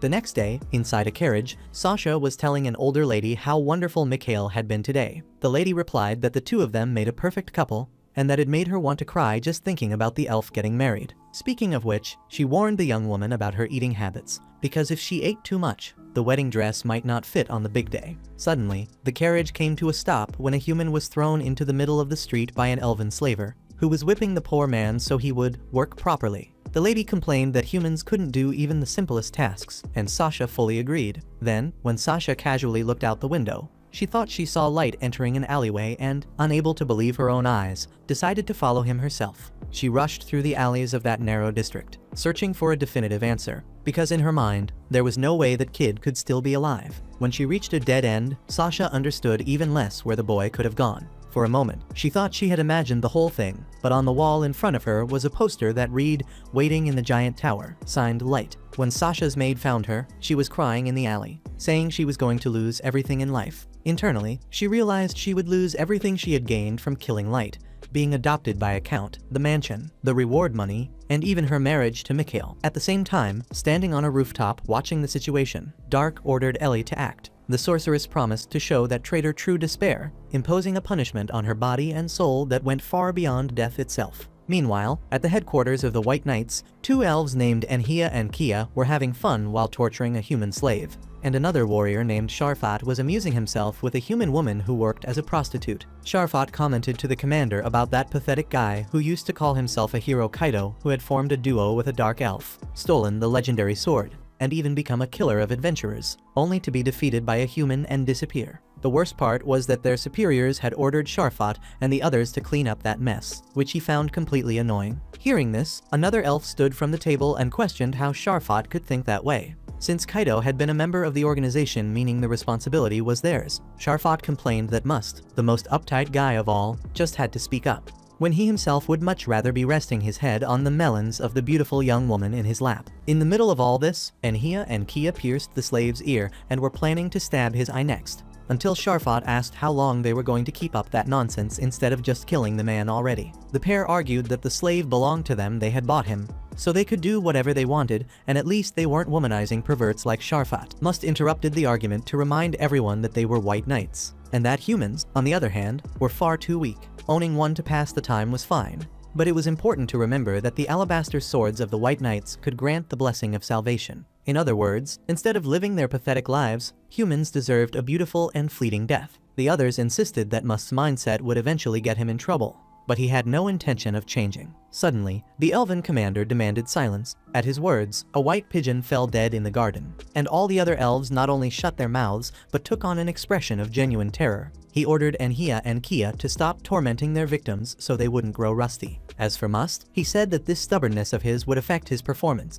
Lastly, he mentioned Sharfat's name, and Sharfat already knew what that meant. He pointed his finger at the slave, whose head exploded immediately. The commander then told Anhia and Kia to clean up the mess, while Must had to get back to work. Since his slave was crying and panicking in his lap, Sharfat apologized for scaring her and told the woman to return to his room. Then the commander ordered him to minimize this fraternization with humans. Sharfat asked if it was because it could dilute their bloodline, and the commander emphasized that, more than any other race, elves had a history of mixing their blood with the masters, and all members of the White Knights were submasters because of that. Sharfat lamented that everyone had stopped leveling up except Must, and the commander explained that this was yet another reason. In the last few hundred years, no new master had appeared, and nothing should be done that might mix the blood of the White Knights with that of humans. Sharfat explained he wasn't going to have a child with any human, it was just a bit of fun, because human females always thought they had been chosen by an elf, and then did everything they could to avoid being discarded. Speaking of which, he was already getting tired of that Sasha girl and was thinking about getting rid of her.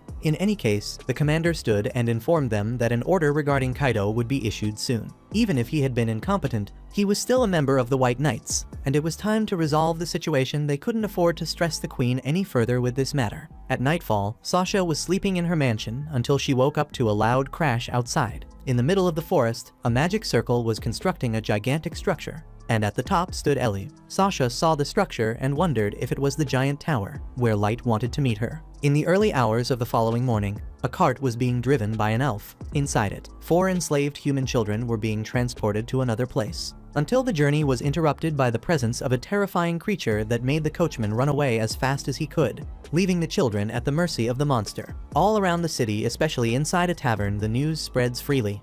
The road is swarming with monsters because of that giant tower. A reward was offered to anyone who could provide information about the tower's appearance. But since it was an extremely dangerous mission, most adventurers kept far away from it. While looking at the notice board with one of those flyers, Dark jokes that quite the audience has gathered to watch the show, and Nemamu thinks they might climb ranks soon. Behind them, a pair of elves take an interest in Nemamu's body, and invite her to form a party with them for that reason alone, claiming they're both above level 150. In their minds, it's an honor for a human to be summoned by elves to join a team, especially because now she can abandon the costumed brat and the yellow tin can. Gold thinks it's shameful that his companions can't appreciate his beauty, while Nemamu tells the elves to get lost, since Lord Dark is her only master. Dark then says this woman is a valuable member of the team, which leaves her deeply moved. One of the elves, however, tells the kid to shut up and winds up a punch to hit him, but Light reacts quickly with a thunder arrow, which forces the elf to dodge unless he wants to end up roasted. Faced with that display of power, the elf starts thinking these guys might be the Black Motley, who don't seem to be limiting themselves to daggers at the moment. After doing that, Dark calls his friends to leave, hoping that this attitude will help rumors spread about the Black Motley's arrival. All he hopes is that everything is fine on Aoyuki's side. Meanwhile, in the forest where the Great Tower was summoned, a trio of elves drags an enslaved child through the woods. They talk about the rumor that high-level creatures are so terrified they aren't even returning to their nests, and that this alone shows the level of danger they accepted by taking the mission. Their leader assures them everything will be fine, since they brought this human to use as bait while they escape. In short, while the child is devoured, they can gather all the information they need to earn the reward. To him, humans are so cheap they're practically disposable trash. Speaking of which, the girl is so exhausted she drops to her knees to breathe, but they immediately order her to stand up and keep walking. Caught up in their distraction, the elves don't notice a creature approaching them, and soon the leader has his head devoured by a stone monster with a serpent-like tail. Then, without hesitation, the other 2 elves are also bitten apart, and the human child kneels down again, waiting for her death. However, instead of eating the girl, the creature simply turns around and leaves without any explanation. The girl thinks she's safe, but as lucky as she is, she immediately runs into a group of 4 random punks who go straight after her. One of them throws a healing potion onto her head so her wounds won't ruin her pretty little face, and she watches all her injuries heal across her body. To her surprise, the other punks argue among themselves about who should get the girl shoes, or a cane to help her walk, or water so she can hydrate. At the same time, one of the punks communicates telepathically with Aoyuki to inform her that the girl has been rescued, and that he'll contact her again when their group reaches the delivery point. Ellie approaches the Catwoman to ask for updates, since it's the first time Aoyuki has controlled so many monsters on the surface. But without speaking a single word, the girl explains with meows that everything is going according to plan, with no complications. Ellie points out that Lord Light ordered them to deal with anyone who gets in their way, but the cat remains completely calm about it. Ellie, however, has her doubts. She believes this mission will be a test of morality for them, because when you have the power to forcefully decide what is right and wrong, you're at risk of committing fatal mistakes. For a moment, the mage thinks about discussing this with the others, but fears that doing so might disrupt their master's intention when giving that order. Aoyuki interrupts her colleague's thoughts to say she overthinks too much, but Ellie argues that they exist precisely to understand, offer support, and reinforce their loyalty to their master. Aoyuki, on the other hand, believes they should simply be what Lord Dark wants them to be. In this case, live and fight for him, be cherished by him, serve him, love him, and adore their master being his sword and shield, killing and being killed in the name of that purpose, walking through flames knowing they'll be burned, even if they turn to ashes. All they should think about is how they can be useful to their master. Anything beyond that is unnecessary. Honestly, it bothers Ellie a little that Aoyuki is so satisfied being nothing more than Lord Light's pet, just as the Beast Woman can't understand her colleague after all. The fact that Ellie wants to understand their master's mind makes the cat want to kill her. The mage asks if she's really sure she can do that, and Aoyuki replies that the only way to find out is by trying, and if it happens, everyone will learn what happens when one of the 4 nines is lost. With that said, the tension between the two begins to rise but cools off when the punks announce they've arrived at the meeting point, where they're fortunately able to deliver the poor child. She's taken into a small shelter where other children are staying. With that, Ellie leaves, letting Aoyuki handle her own matters. After they leave, the punks talk among themselves about how elves can be so cruel, using human children as bait to accomplish their selfish goals. They wonder why anyone would do something so sinister, and one of them says other races have no sense of morality. Their boss cuts them off to remind them that they're leaving at dawn tomorrow, so no sleeping in. When night falls, Sasha can't get the situation involving Light out of her head, especially because the forest has been overrun by monsters above level 1000, and she can't storm that tower on her own. On the other hand, if the White Knights get involved, they'll find out that Light survived, and she'll lose everything. Thinking through the consequences, she decides to deal with this situation herself. And this time she's going to make sure that Brat really ends up dead. The next day, the White Knights also begin mobilizing to intervene in such a serious matter. The Chancellor asks Commander Hardy for his opinion, since the citizens might soon be in danger. Hardy says he's fully aware of the risk the population faces, but he also believes the Chancellor's proposal calls his judgment into question. After all, sending the White Knights to a place where they have no field knowledge is like trying to cut a path through mud with a thin sword. The Chancellor, in turn, has no admiration for the commander's point of view either,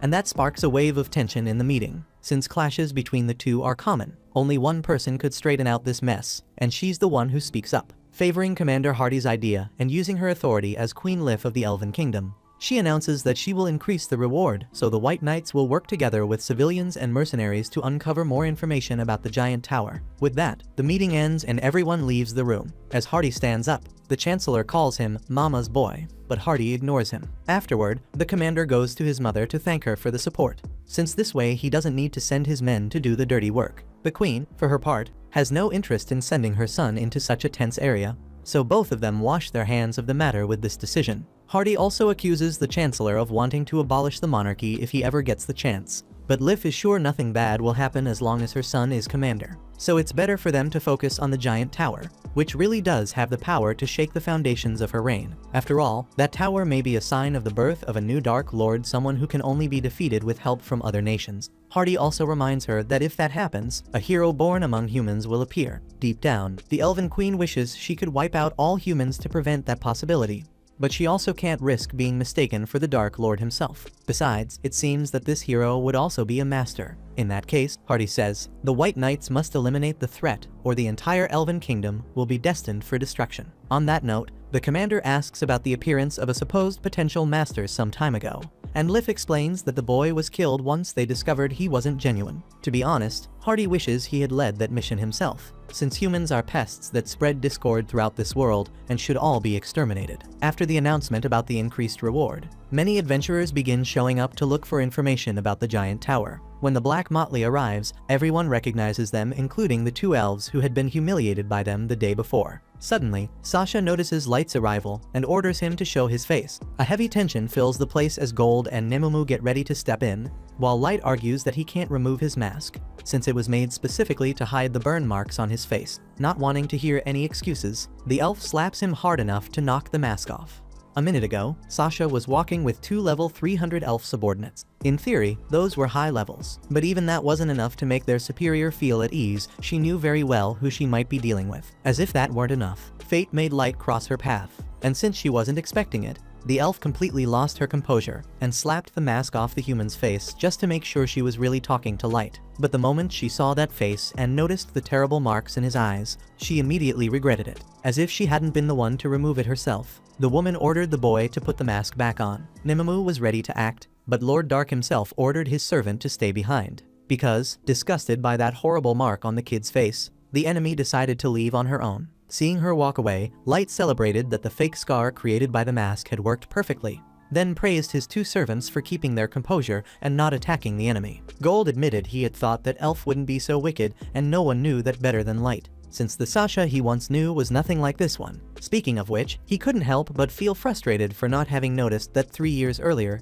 since it could have spared him his near-death experience. Leaving that aside, the trio continued deeper into the forest, while the elves they had made enemies have kept an eye on their every step. Once they saw a chance as their targets entered the woods, the duo went after them. Noticing this, Dark warned in advance that the two would die if they continued the pursuit, but the elves refused to even consider backing down, fueled by their rage. Since that was the case, Light increased his speed to shake the pursuers and managed to gain a good lead until he reached the tree where he was supposed to meet certain people. But since they hadn't arrived yet, the trio chose to wait a bit. To their surprise, the elves insisted and caught up to them, even exhausted, making it clear they wouldn't stop tailing the Abyss warriors so easily. Dark acknowledged their talent for persistence, and Nemumu commented that they would be better off using that talent somewhere else. Gold added that it was ironic how those scoundrels' greatest gift was the very thing that led them to their own end. Full of confidence, the elves claimed that the ones who would die there were their opponents, not them. So Dark called for Mira, and the silence that followed made the elves burst into laughter,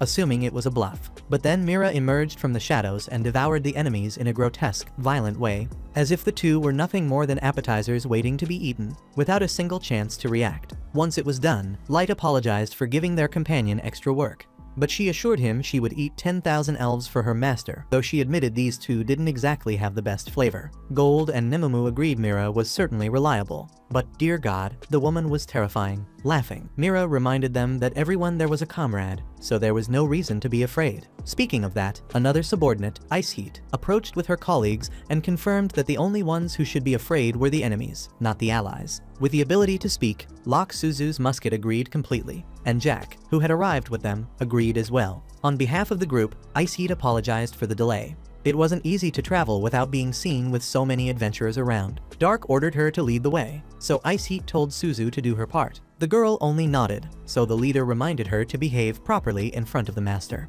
Locke apologized for her. The group continued their journey with Suzu and Locke up front. Gold said he was happy to see Jack again on this mission, and Iron Blood Barricade replied that he would never leave his little brother Light without protection. Hearing the grown man call the master Light, all the women in the group turned to him with demonic expressions. Unbothered, Jack reminded them that they were all comrades, and that there was no need to put Light on a pedestal besides. Light himself didn't care about that. Jack went further, questioning why everyone called the master Lord Dark when it wasn't really necessary, placing the boy at the top all alone. Either way, he promised he wouldn't act so formally toward his little brother. Sensing that things were heating up, Light stepped in and asked Jack to stop provoking them. He then told the girls he was perfectly fine with the way Jack addressed him. But even after supposedly resolving the issue, Dark felt, as they walked, that things were still ridiculously awkward among the group. Changing the subject, he commented to Ice Heat that he never saw her using those gauntlets, not even in the Abyss, and she explained that she had been learning with May how to be a proper maid, even though it felt strange wearing that gear after so long. Mira told her to take the outfit off already if she was going to be dramatic.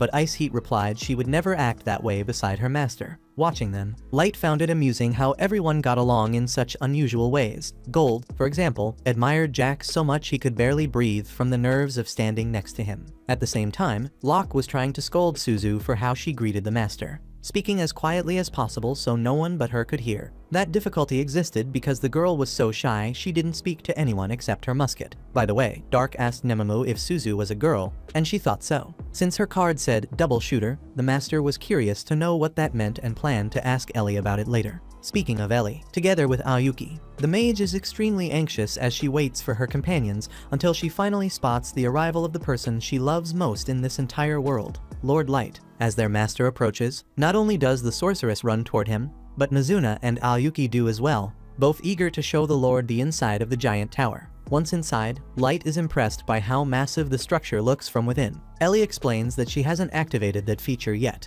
but the entire interior was built using Abyss Core magic, making any kind of invasion impossible whether physical or magical. Because of that, Lord Dark will be able to rest comfortably inside without being threatened. And if things get dangerous, Ellie also brought a little pet who can handle the situation. Next, the group goes up to the top floor of the structure, where the Lord's throne room is located. As he climbs the stairs to take his seat, the servants bow before their leader's throne. In front of everyone, Ellie reviews the revenge plan against Sasha. Regarding the plan, Light proposed throwing a grand engagement party for Sasha and a member of the royal family as revenge. She thought it was such a good idea that she took the liberty of making some adjustments. Her idea is to use the elves' most promising force, the White Knights, to test the Abyss' current power. In this case, they would capture those knights to weaken the Elven Kingdom, forcing a surrender so they can extract information about the Masters and the surrounding nations, while the tower serves as their operations base on the surface. In addition, the sorceress prepared a clone of Dark who will handle the dirty work while the real Lord coordinates everything from inside the tower,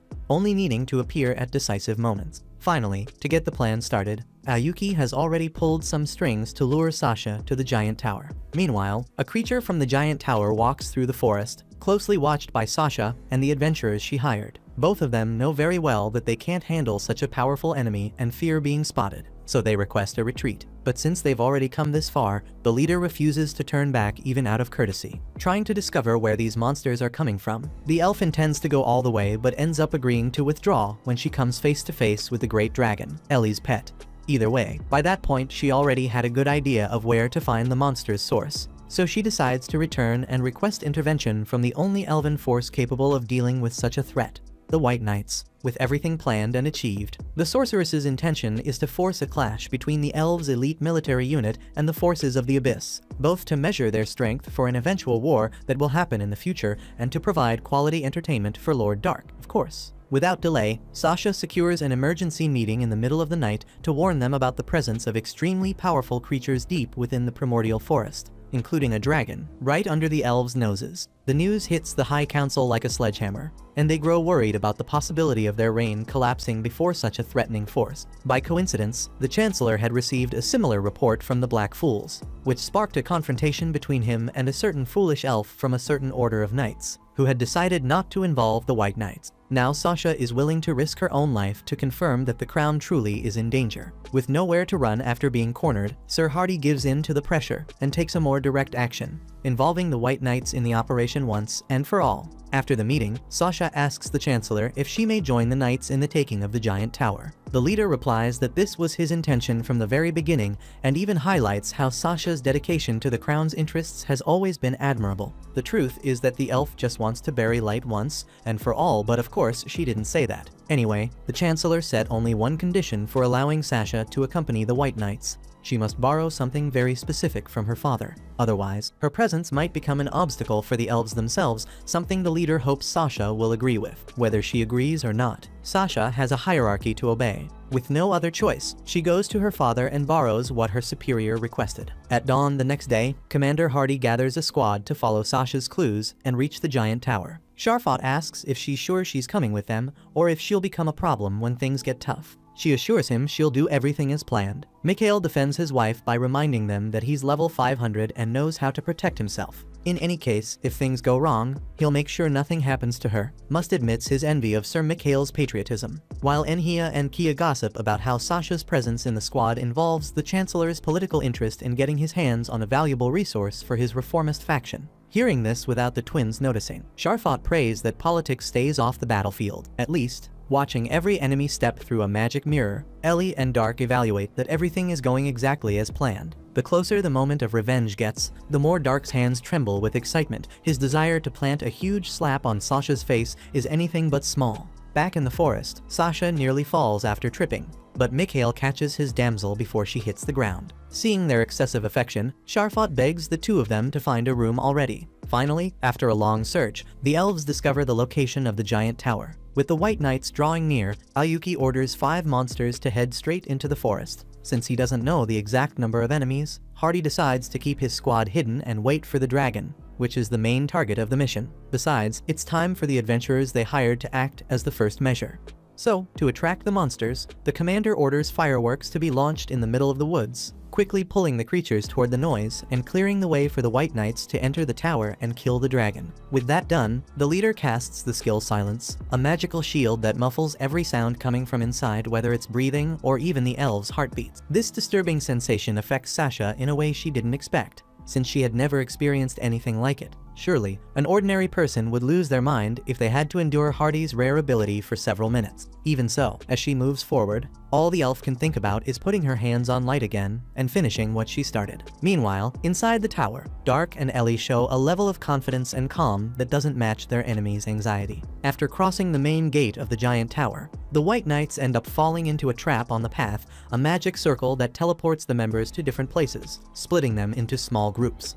Mikhail stands beside his wife, Sasha, on a massive spiral staircase, where the only path seems to lead upward wherever they are and wherever they're going. As the couple climbs, the leaders of the Abyss observe. Ellie remarks that everything is going exactly according to plan, and that Lord Dark's revenge will soon be fulfilled. At the same time, Inhia and Kia are somewhere completely different, trying to figure out exactly where, but knowing their priority is to find their companions again so they can regroup. That's when Mira and Ice Heat approach. Mira teases the boys into a fight, while Ice Heat asks her to take it easy, because it's worse if they scare the prey away. The twins can't believe these two are calling them prey, and ask who they think they are. Mira simply replies that they're the boys' rivals, not that rival is the best word, since it implies equal strength, which isn't the case, because the brats are no match for the Abyss duo. Ice Heat once again asks her partner to be more humble, since, as they say, a cornered rat can bite a cat, and no matter how second-rate these elves may be, they can still pose some danger. Being called second-rate irritates Inhia and Kia even more,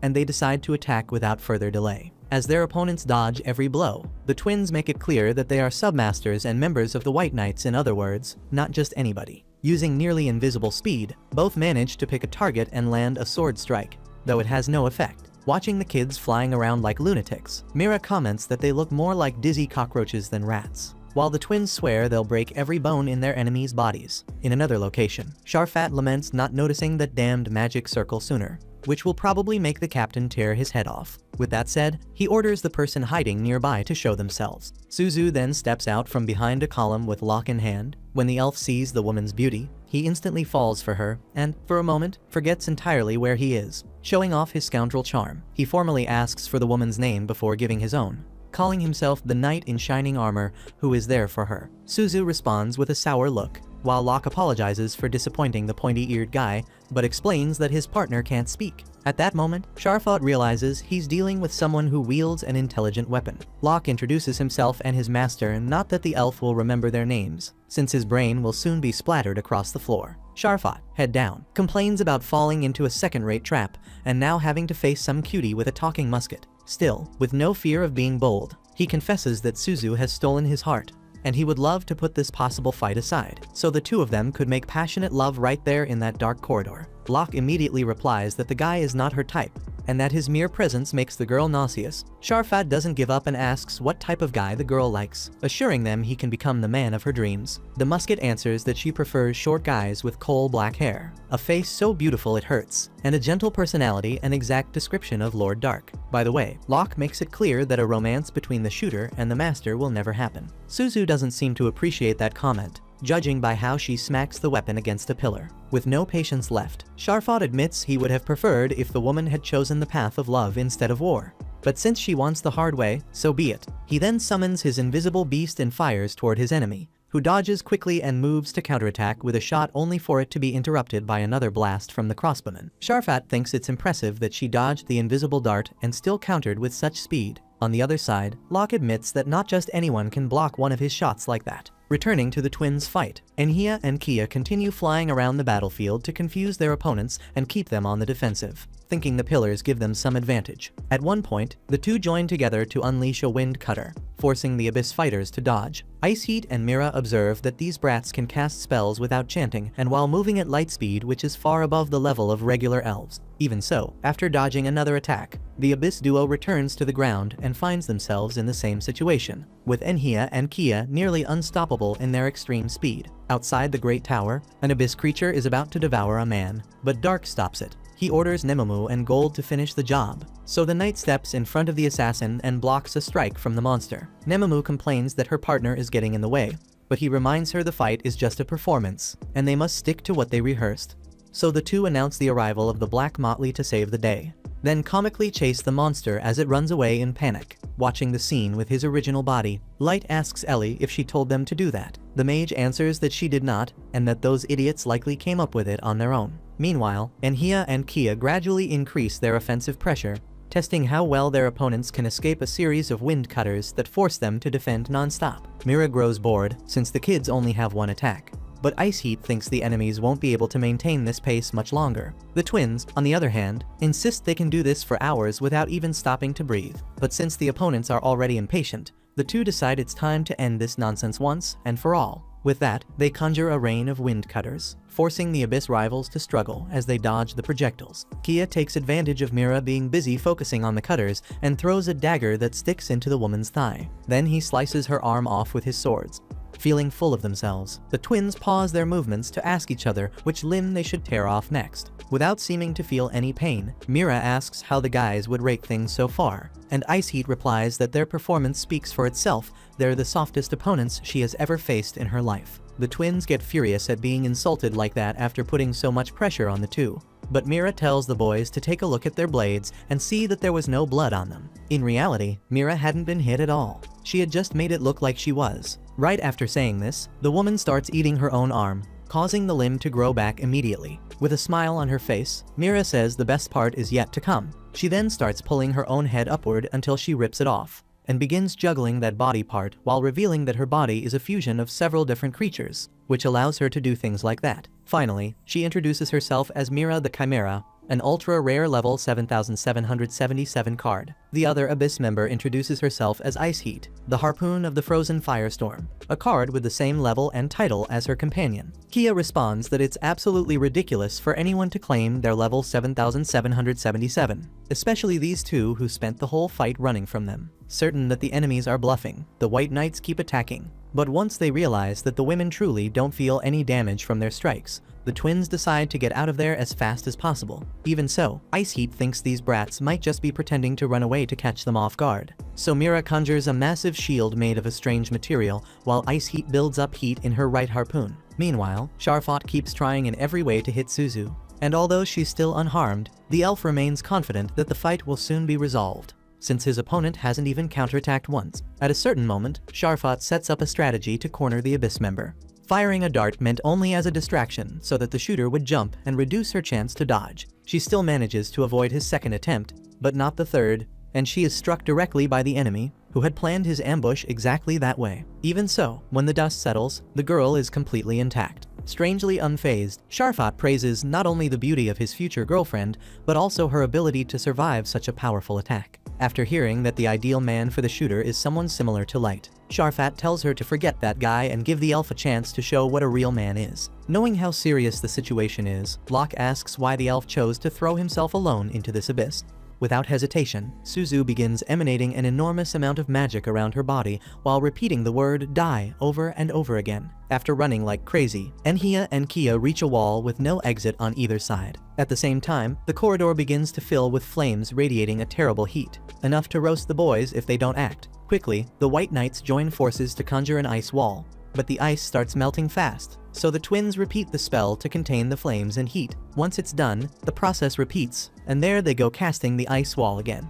However, they can't withstand the heat that only intensifies, and they are completely swallowed by Ice Heat's fire. Meanwhile, Suzu loses her composure and starts shooting upward hundreds of times, stacking the bullets above her head. After gathering a good amount, she fires the projectiles at the enemy like homing missiles. Sharfat's desperation is clear, even as he tries to counter with a wind shower to stop the explosive bullets. Although he briefly prevents being hit, he eventually can't handle the number of projectiles and is shot several times, suffering numerous negative statuses. Back to the twins. Both survive the flames, though severely burned. According to Mira, this was thanks to Ellie's enchantment, because otherwise those boys would have turned into grilled meat. Annoyed, Ice Heat complains that they weren't even a real challenge for her to test her strength. But her partner is sure the fight served its purpose. They need to learn what exists on the surface before invading that territory. Enhia and Kia beg for mercy, but Mira has a better idea. Torture the twins until she gets the information her master wants, causing enough pain to make them regret every human they killed for nothing. Speaking of pain, after being terribly shot, Sharfat falls to the ground almost lifeless and begs for help. Suzu, on the other hand, starts stomping on the elf's head, and Locke reminds her that they must not kill this enemy. Embarrassed for losing control, the shooter starts crying for having disappointed her master, while the weapon tries to comfort her. Watching the battle, Light declares that 2 fights have already been resolved, then asks when Sasha will arrive, because he can't wait for her and her husband to enter the throne room after climbing the stairs. Meanwhile, Must is lost in a random corner of the Great Tower until Jack appears to welcome the White Knight's distinguished guest, when he hears the opponent introduce himself as Ironblood Barricade, an ultra-rare level 7777 card. The elf doesn't believe for a second that this guy is really that strong. Jack tells the boy to use the appraisal skill to clear up the doubt, but the warrior refuses, since defeating Jack will be much faster. At that moment, Must attacks the enemy with his halberd, but it is easily blocked with just one of the big guy's hands. Unable to believe it, the White Knight begins a series of heavy strikes, all of them just as easily defended. However, Must knows he isn't just any fighter, he's someone capable of even causing trouble for Captain Hardy in a duel. So he gathers all of his strength to resume the offensive. But as soon as he gets close to his opponent, he's violently knocked back by nothing more than a flick. Given the situation, the elf starts considering that maybe this guy really is as strong as he says. Still, he has a duty to the White Knights and to the crown, so he refuses to let this be his end, because he wants to keep helping people. Jack remembers hearing a bit about what helping people means to this brat, since he views humans as powerless and miserable, offering them a chance at a better life by crushing each one as if they were insects. On that note, Must admits that sharing the same air as Jack already makes him sick, since Barricada is nothing but a weak and hideous creature whose life is tired and worthless, and that the best path to human happiness is to suffer a painless death at the hands of the White Knights. After saying this, the elf begins gathering all the energy he can around his halberd, asking it to grant him all the strength needed to crush the insect before him, no matter the cost. One of those costs is the facial bleeding Must experiences from the excess power he's drawing in, and the more power he receives, the more he wants, knowing he needs an absurd amount of strength to defeat his opponent. Jack, meanwhile, comments that this kid is a real pain, but at least he has courage, so he'll get the chance to see Jack in action and without holding back. Then, as soon as he finishes gathering power and attacks Jack, Must sees his halberd touch the opponent's fist again, as if it were made of plastic. Jack immediately activates his Ironblood Barricade skill, an absurdly powerful armor that throws the enemy into complete despair. Keeping his word to fight until the end, the elf dares to resume the attack, but his weapon is easily broken by his opponent. Still in the counterattack, Jack lands a punch on the elf's face that knocks him out instantly. With everything resolved, he wonders whether the others have already finished their fights. Speaking of that, Nazuna steps in front of Captain Hardy and introduces herself as the strongest of all. Hardy looks down, acting as if he couldn't care less about the girl, which only makes her even more desperate to draw attention to her strength. Dying to face one of the most formidable elves in existence, Nazuna beats her chest to test her own capability at her master's command. Studying his rival's young appearance, the commander avoids the mistake of judging a book by its cover and prepares himself for a complicated clash, though he certainly doesn't believe he'll lose, since he sees himself as the peak of his race. From head to toe, Nazuna's armor and weapon are made from high-quality magical material, something the elf has already noticed, and the ease with which she swings her heavy two-handed sword suggests the warrior possesses superhuman strength. So Hardy decides to start the duel by determining whether that's really the case. Nazuna, however, can't stand this pointless back and forth and decides to take the first step, swinging her weapon through the air and releasing a gust so powerful it destroys the tower wall, snaps the enemy's blade in half, and tears open his chest with violence. In truth, the girl only wanted to give a demonstration of power by handling her sword, but she ended up knocking down her opponent by accident, and now tries to figure out whether she killed the guy, something she absolutely couldn't allow to happen under any circumstances. Ellie scolds the warrior for pulling such a stunt, especially because she broke down the tower wall, which has a very important connection to the mage's mana pool. Worst of all, Ellie built the 4th floor specifically with this short girl in mind, reinforcing the walls with extremely powerful enchantments that, apparently, couldn't withstand her heavy hand. Because of that, she'll have to use an enormous amount of mana to repair the tower wall. So Ellie suggests Nazuna get her head straight so she doesn't fail the mission given by Her Highness. Regretful, Nazuna apologizes for her behavior, while Hardy begins chanting a healing spell to restore his health enough to get back on his feet. Nazuna is relieved and impressed that the opponent didn't die, and Ellie explains that she placed enchantments on the tower to prevent elves from being announced at Vasco da Gama while inside. Either way, Nazuna promises she will redeem herself and do her job properly from now on. The elf, in turn, apologizes and admits he wasn't taking this fight as seriously as he should have, since he honestly thought the girl was a joke. But now that he knows how things actually work, he won't make the same mistake again. Based on his words, Ellie believes the commander has some kind of trump card, but she's certain Nazuna can tank whatever it is. Then Hardy uses silence, creating a layer around the two of them that cancels out every type of sound around them, and also applies a debuff on the warrior, draining her positive statuses into himself, strengthening his body with the qualities he siphoned from his opponent. Now using his hermit technique, the elf magically reconstructs his broken blade with the residual power of silence, giving the sword an extension that's difficult to measure, making it extremely hard for the target to notice when they're being attacked. In the middle of this, Hardy notices that Nazuna put away her weapon, which leaves him wondering why she would do that. As the elf steps forward, the woman lets a bead of sweat run down her face, and her rival confirms the same old story: the more inexperienced someone is, the more anxious they become inside silence. Caught off guard in the middle of this thought, the elf doesn't even have time to react to Nazuna's flawless charge. She attacks with such absurd speed and strength that the White Knight is thrown violently into the tower wall. Proud of herself, Nazuna celebrates the fact she didn't smash through the wall this time,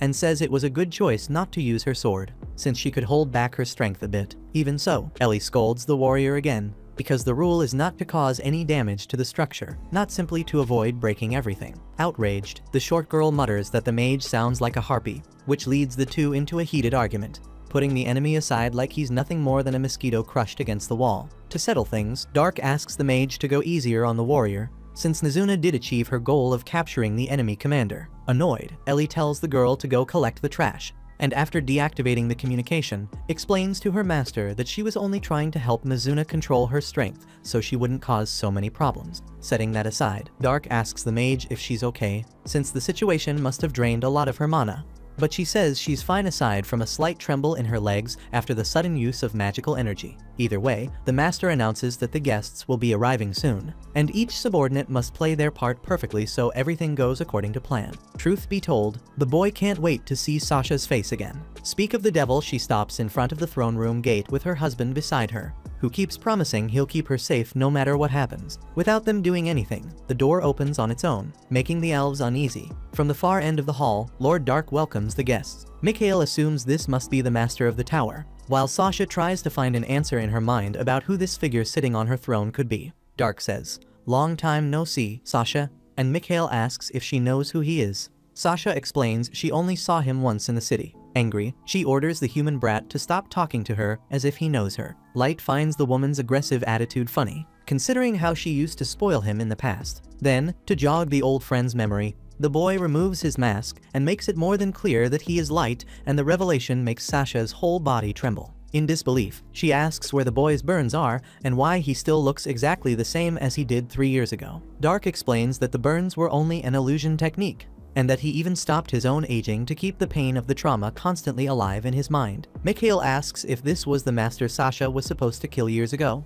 but the woman is left speechless, taking the answer for himself. Dark says that he fell into a teleportation trap at the time and was sent to the deepest and darkest part of the abyss, but he found a way to survive, driven by revenge and by the need to discover the truth behind the tribal concord. of which Sasha was a part, and why he had been targeted. By the way, Dark says that the young ladies at his side are one of the reasons he's still alive, and thanks to them, the gacha player was able to establish a revenge plan in which, believe it or not, Sasha is the next target, and everything involving the giant tower is because of her. Therefore, Light asks whether Sasha is enjoying the show. Immediately, while Sasha shakes to her core out of pure fear, Mikhail bursts into laughter and shouts that his wife truly is a goddess blessed with such a great opportunity, considering that they are standing before the enemy who sent a dragon against the elven crown. And once they kill this brat and deliver to the queen the magic used in this tower, the couple will certainly rise to the top of the royal court. Sasha, however, worries that they will find out she lied in her report, but Mikhail promises they will manage to hide that. With that, he assures her that everything will work out and that success is knocking at their door. Convinced, Sasha becomes confident again and raises her voice against Light, still calling him a worm as she makes it clear that she's going to make the brat play at revenge in the fires of hell. Hearing that, Light grabs his staff, rises from the throne, and tells Ellie and Aoyuki to stay out of it. As the boy walks down the steps from the throne, the elves smile as if the battle were already decided. Light, by the way, thinks it's a good moment to give the lovebirds a wedding present, a cold plate of revenge. Sasha laughs at how that kid thinks he's so strong, especially since he's just a human, while she is already past level 500. Speaking of surprises, the elf pulls out a musical instrument called the Ocarina of Angels and plays a melody that summons 3 magic circles around the room. From each circle, phantom-class creatures are born powerful weapons used by the elven nobility. Without delay, one of the angels attacks Light with speed, dodging the heavy blow from that star mace. The boy knows very well how much strength it takes to break the tower floor like that, but it's still not enough strength to defeat him. Light counterattacks, and another angel moves in front of its companion to protect him with Divine Shield. But the boy forces his strike into the shield and breaks the enemy's protection through brute force, also shattering the creature's arms. A third angel casts Holy Heal and regenerates the allies' limbs, making Light realize that they are an attacker, a tank, and a healer. Watching the fight, Sasha cannot believe that Light is doing this, since he should be at most level 15. The boy explains that he trained a bit to get stronger over the years, and then reveals his status. Level 999, paying attention to the details. Mikhail asks his wife not to fall for the kid's cheap tricks, especially because reaching that level is impossible, and that the attack he used on the angel's shield was probably boosted by some magic item or something like that. With that, Sasha regains her composure and orders the angels to finish the enemy, and the 3 charge toward the gacha user. In response, Light releases a dust press combined with Shadow Dance to imprison both the attacker and the tank, while launching a flame burst at the healer to prevent the others from being regenerated. Next, he releases the Ice Sword and Fire Arrow cards to finish the job, but Sasha plays the ocarina to protect her angels and summon a new healer without spending a drop of mana. Because of this, Dark becomes worried about the enemy in a way he hasn't felt in a long time. But it still doesn't stop him from continuing his offensive. On the contrary, the boy physically attacks the elf with his staff, but Mikhail steps in front of her to defend his beloved with his shield, but it wasn't an ordinary shield. It was a rare item that awakened a magical power from within, pushing Light back. Analyzing the situation, the gacha user doesn't believe it was a shield bash, nor any regular spell. Then, smiling, Mikhail explains that this is yet another treasure of the elven nobility, the Shield of Blessing and Retribution, a weapon forged to counter the attacks of fools who dare challenge the gods. But that's not all. When he raises the item, a glow pours out of it and strengthens the stats of the wielder and his allies, giving the angels enough power to break out of the imprisonment imposed by Dark. Full of herself, Sasha emphasizes that she can summon her angels as much as she needs without spending mana, and that she is being protected by Mikhail and his Shield of Blessing and Retribution. On the other hand, even though Light's subordinates look visibly worried, their master bursts into laughter. Mikhail says that it's normal for humans to laugh out of desperation, but Light thinks that comment is just part of the joke. In reality, he says, the real desperation is what he's about to make the elves feel from now on. Knowing what the master is about to do, Ellie asks him not to, but Light goes ahead and begins canceling the primary soul seal, using code 9 on 999 and breaking the magical restraints of the seal, activating an extra rare ability called God Requiem Gungnir. From that moment on, the power emanating from Dark's scepter is strong enough to leave Sasha and Mikhail speechless. The boy walks through the throne room toward the angels, and Sasha orders the creatures to attack the gacha user. The attacking angel swings his mace at the boy, but the weapon breaks apart without the target even moving. Seeing that, the attacker calls upon the deities to protect him, and Dark remarks sarcastically that not even angels are free from fear. Right after, the tank raises his shield, and already impatient with the enemy's repeated tactic, Light strikes his staff once and wipes out the opponents all at once. Faced with the situation, Sasha begins playing the ocarina again, while the overwhelming power of the staff interferes with Dark's defenses and causes a slight burning in his right hand, making him realize he can't hold on to that much power for long. When she finishes her song, the elf merges the three angels and forms the Archangel, a much larger and more powerful entity that combines the strength of the previous ones. Sasha orders it to use its tactical class Holy Attack, and so the Archangel recites the sacred scripture, Volume 2, Article 15. As the power materializes above the enemy's head, Sasha announces that this is the Holy Dart, the Archangel's strongest attack. Confident in victory, she commands that the fight be brought to an end, and the dart is launched toward the target's head. However, Dark easily dissipates the attack with the power of his scepter and asks whether the woman truly thought she could kill him with such a weak trick. Sasha panics and orders the Archangel to go all out. This time, it increases the spell's power to 3 darts at once, yet once again, the boy cancels the spells with unbelievable ease. The Archangel responds with several torrents of divine light, all of which Dark systematically nullifies while moving toward the elves. With each step, the opponent takes radiating strength, and calm, the couple's tension only grows. With no other strategy available, the elves order the Archangel to react again, so the creature attacks with divine advent. Dark notices that the enemy is going all out this time, but he knows perfectly well that it won't have any effect whatsoever. And sure enough, even though the Archangel used its strongest power, light simply slices the opponent in half. Mikhail tells Sasha to play the ocarina again, but the moment she plays a melody, nothing happens. On the contrary, the ocarina just disintegrates in her hands. Or rather, according to Dark, he simply pushed his staff forward and erased the ocarina's existence entirely. Mikhail can't understand how that's even possible, since destroying a Phantom-class weapon is supposed to be impossible. Dark then explains that he's holding a Genesis-class spear capable of defeating even the Divine themselves, the god Requiem, Gungnir, and a Phantom-class item doesn't even come close to lacing up the boots of a relic at that level. Still denying reality, the elf lets out another laugh and says the kid is lying again, first claiming to be level 9999, and now claiming he has a Genesis-class piece of equipment. Out of her senses, Sasha insists the ocarina breaking was nothing but luck, while her husband swears his shield is still capable of repelling any attack the human tries, no matter what it is. So Dark tests the power of his spear against the White Knight's protection. A powerful energy smashes into the shield, and after a few seconds of pressure, it's brutally shattered, leaving the Vice Commander without his main weapon. He asks how it's possible for a mere human to be this strong unless he's a master. Dark reminds him once again that this whole master label was something other people shoved onto him. He himself is still looking for answers about what that title really means. Either way, Mikhail can't allow a threat this enormous to the kingdom to remain alive. And even though he hates the idea of the enemy thinking he's running away, he needs to stay alive to report this abnormal human to the elven authorities.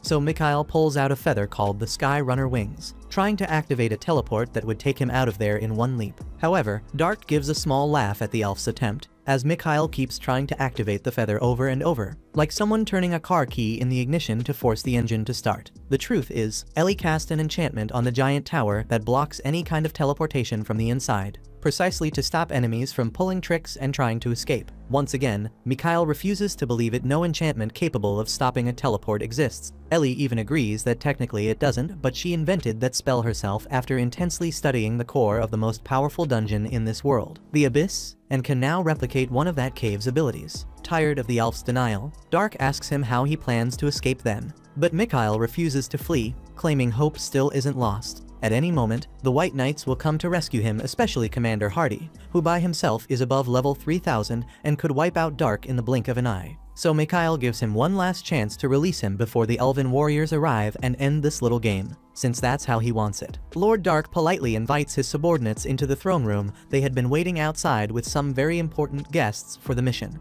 The completely destroyed White Knights Must, Sharfat, Enhia, Kia, and even the mighty Hardy all dead. As they enter, Jack and Nazuna notice their master's hand is bleeding from gripping that scepter full of mana, but Light assures them he's fine. The Lord approaches Mikhail and asks him to repeat that talk about hope, and when he sees that none is left for the elf, the beta puts his hands on the floor and proposes something as absurd as it is unexpected. The Vice Commander Mikhail simply invites Dark to join forces with him so they can take over the Elven Kingdom together. According to him, it would be an easy job, given the humans' unbelievable strength and the elf's talent for politics. With no patience for this nonsense, Dark makes it clear that the only thing driving him is revenge, as well as exposing the truth behind the criminals who tried to kill him. If that's the case, Mikhail argues he had nothing to do with the assassination attempt on Light.